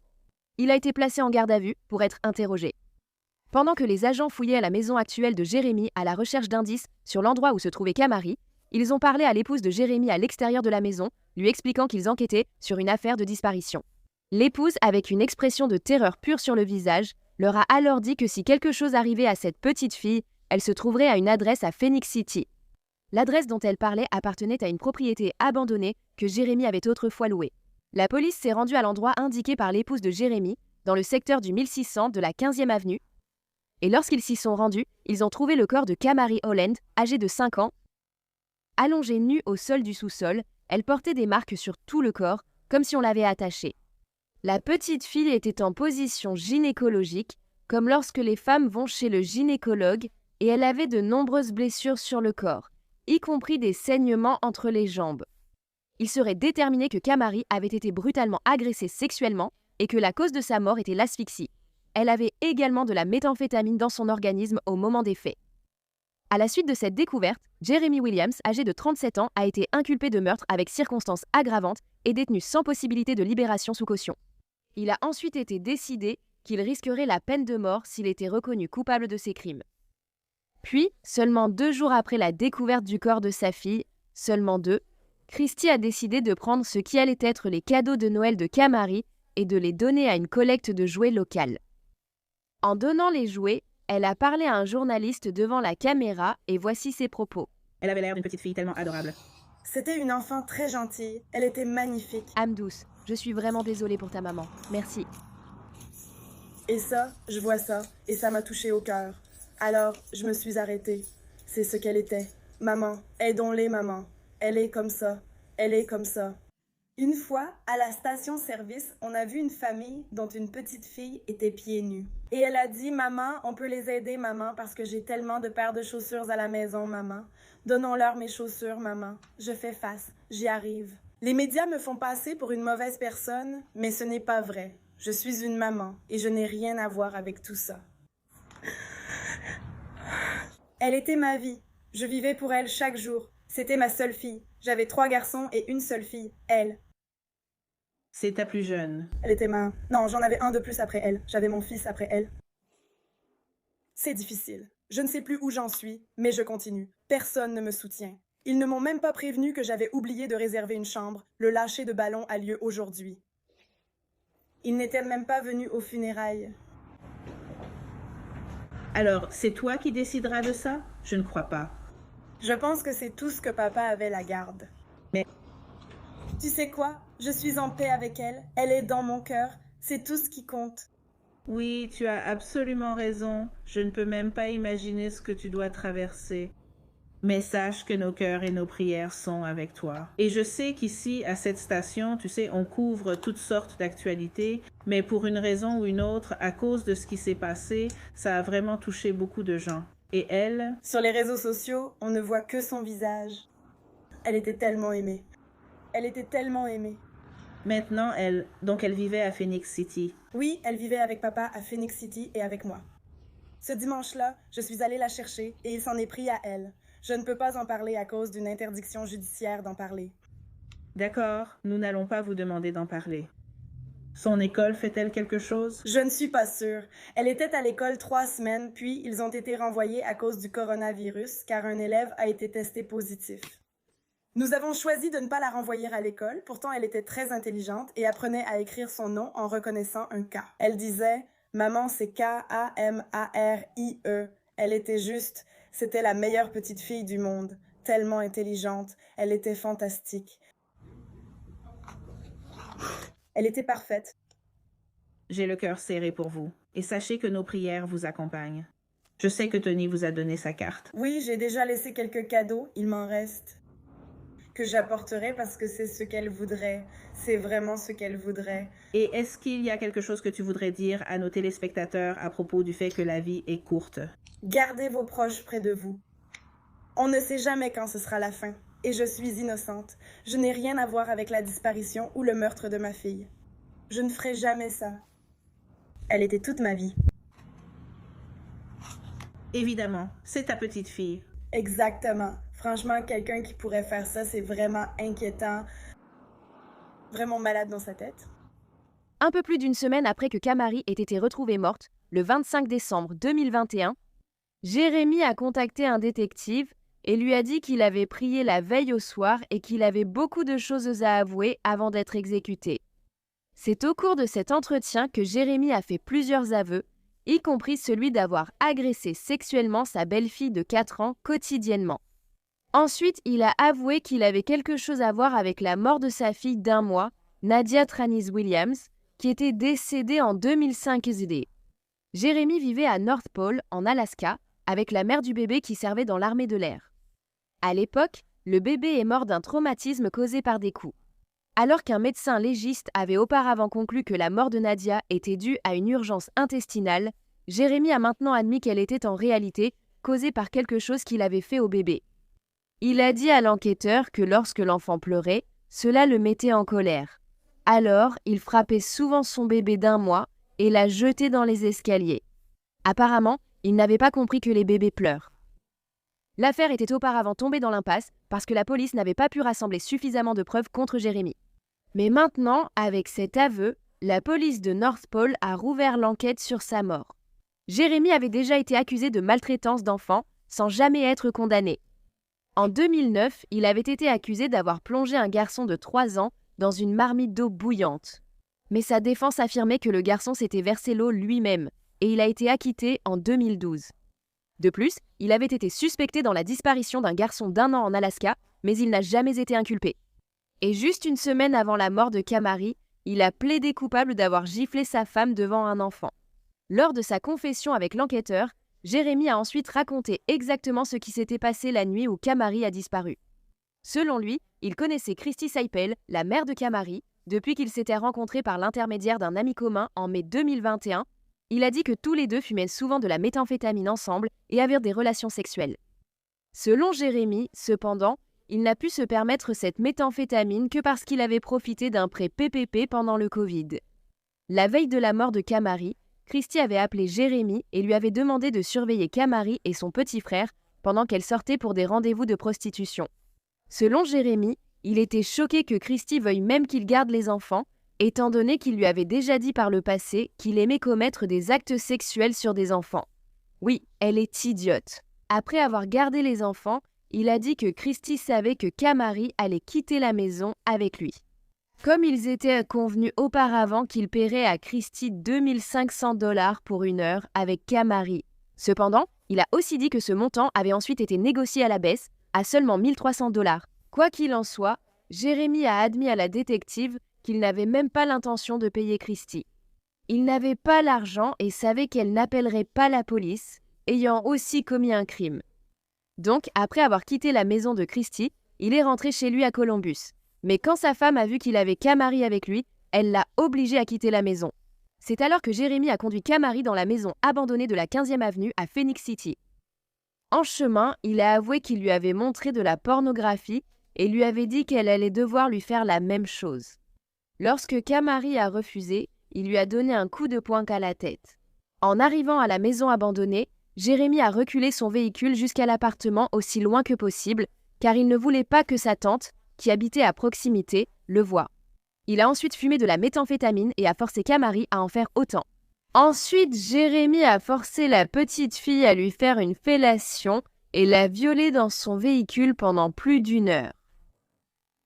Après avoir étranglé Kamari au point d'engourdir ses mains, il chercha une tombe ouverte près de la maison. Pendant ce temps, Christy appelait et il lui disait qu'il était bloqué dans les embouteillages. Quand elle a continué à appeler, il a menti et a dit qu'il avait ramené Kamari à la maison et qu'elle était simplement rentrée toute seule. Selon Jérémy, il avait quitté la maison de Christy avec Kamari à 2 heures du matin ce jour-là.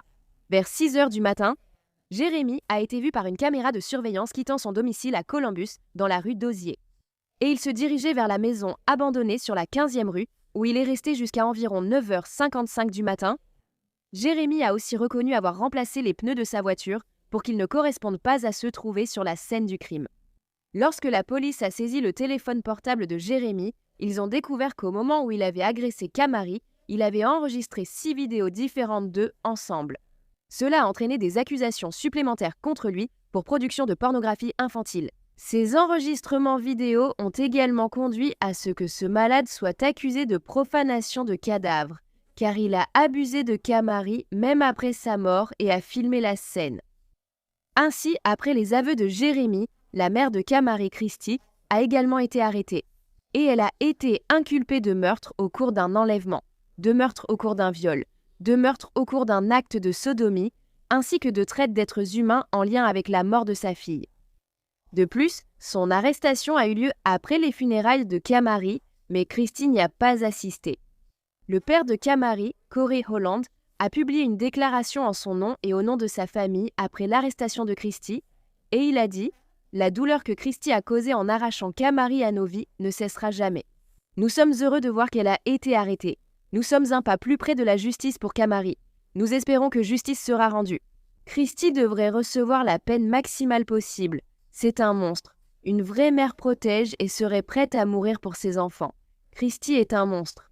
Ma famille et moi continuerons à faire face à la perte de notre ange Kamari. » Peu de temps après son arrestation, Jérémy Williams a été inculpé de nouvelles accusations alors qu'il était en prison. Cette fois, il s'agissait d'accusations d'agression sexuelle concernant une autre enfant de moins de 6 ans, sa belle-fille. Plus de 2 ans après la mort de la petite Kamari Holland, âgée de 5 ans en mars 2024, sa mère, Christy Seipel, a plaidé coupable de traite sexuelle concernant Kamari, ce qui a retiré l'accusation de meurtre. Je me demande donc, Christy était-elle présente à la mort de Kamari? Sinon, pourquoi aurait-elle été inculpée? Pour meurtre aussi, mais avec son accord de plaidoyer, nous ne le saurons sans doute jamais. Elle n'a pas été condamnée à 20 ans de prison et a également accepté de témoigner contre Jérémy lors de son procès. Mais peu de temps après, en avril 2024, que Jérémy a également plaidé coupable des accusations portées contre lui. Cependant, selon la loi de l'État d'Alabama, pour obtenir la peine de mort, un procès devant jury doit avoir lieu. Il avait plaidé coupable sans accord préalable et aucun accord de plaidoyer ne lui avait été proposé. Pendant son procès, Jérémy a clairement indiqué qu'il ne voulait pas que ses avocats le défendent de quelque manière que ce soit. Toujours pendant le procès, le jury a été contraint de regarder l'intégralité d'une vidéo de 11 minutes que Jérémy avait filmée, où il forçait Kamari à lui faire une fellation. Dans la vidéo, il la frappait également au visage si elle le mordait. La belle-fille de Jérémy, alors âgée d'une vingtaine d'années, a témoigné lors du procès.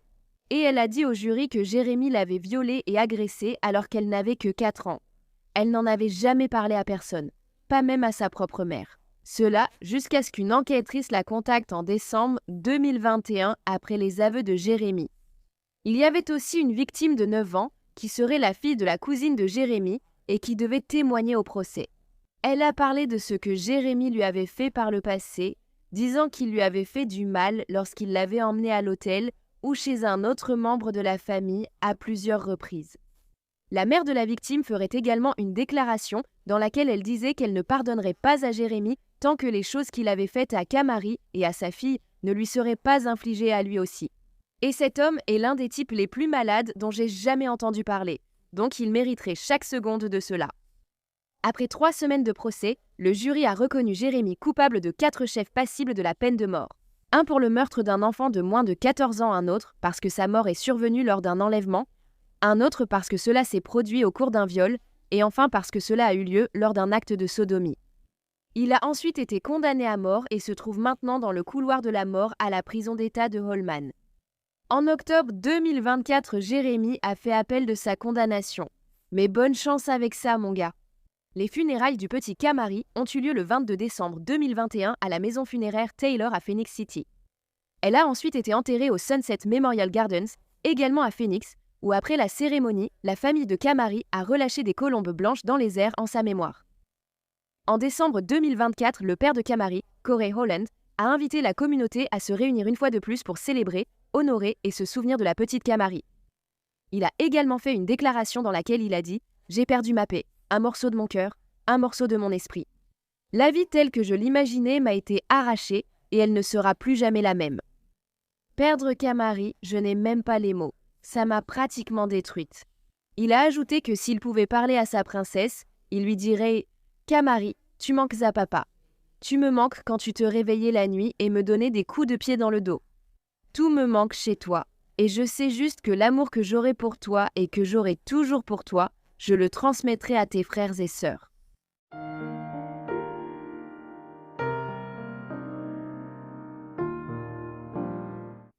Merci d'avoir écouté l'histoire de Kamari. Ce qui est arrivé à cette petite fille est tout simplement horrible et déchirant. Et penser que sa propre mère a été celle qui l'a livrée à cet homme malade et répugnant, c'est tout simplement indescriptible. Que penses-tu de cette affaire? Merci à tous les mécènes de Un Monde Maléfique. Maintenant, il y a encore plus de contenu de Un Monde Maléfique sur Patreon. Alors allez voir sur patreon.com à Wicked World ou utilisez l'application Patreon. Vous aurez chaque mois accès à des vidéos exclusives et plus encore. Tout soutien aide vraiment à s'assurer que les victimes ne soient jamais oubliées et à mettre en lumière les failles de la société liées à chaque affaire. Avez-vous une suggestion d'histoire que vous aimeriez me voir traiter? Si oui, envoyez-moi un email à awickedworld@gmail.com.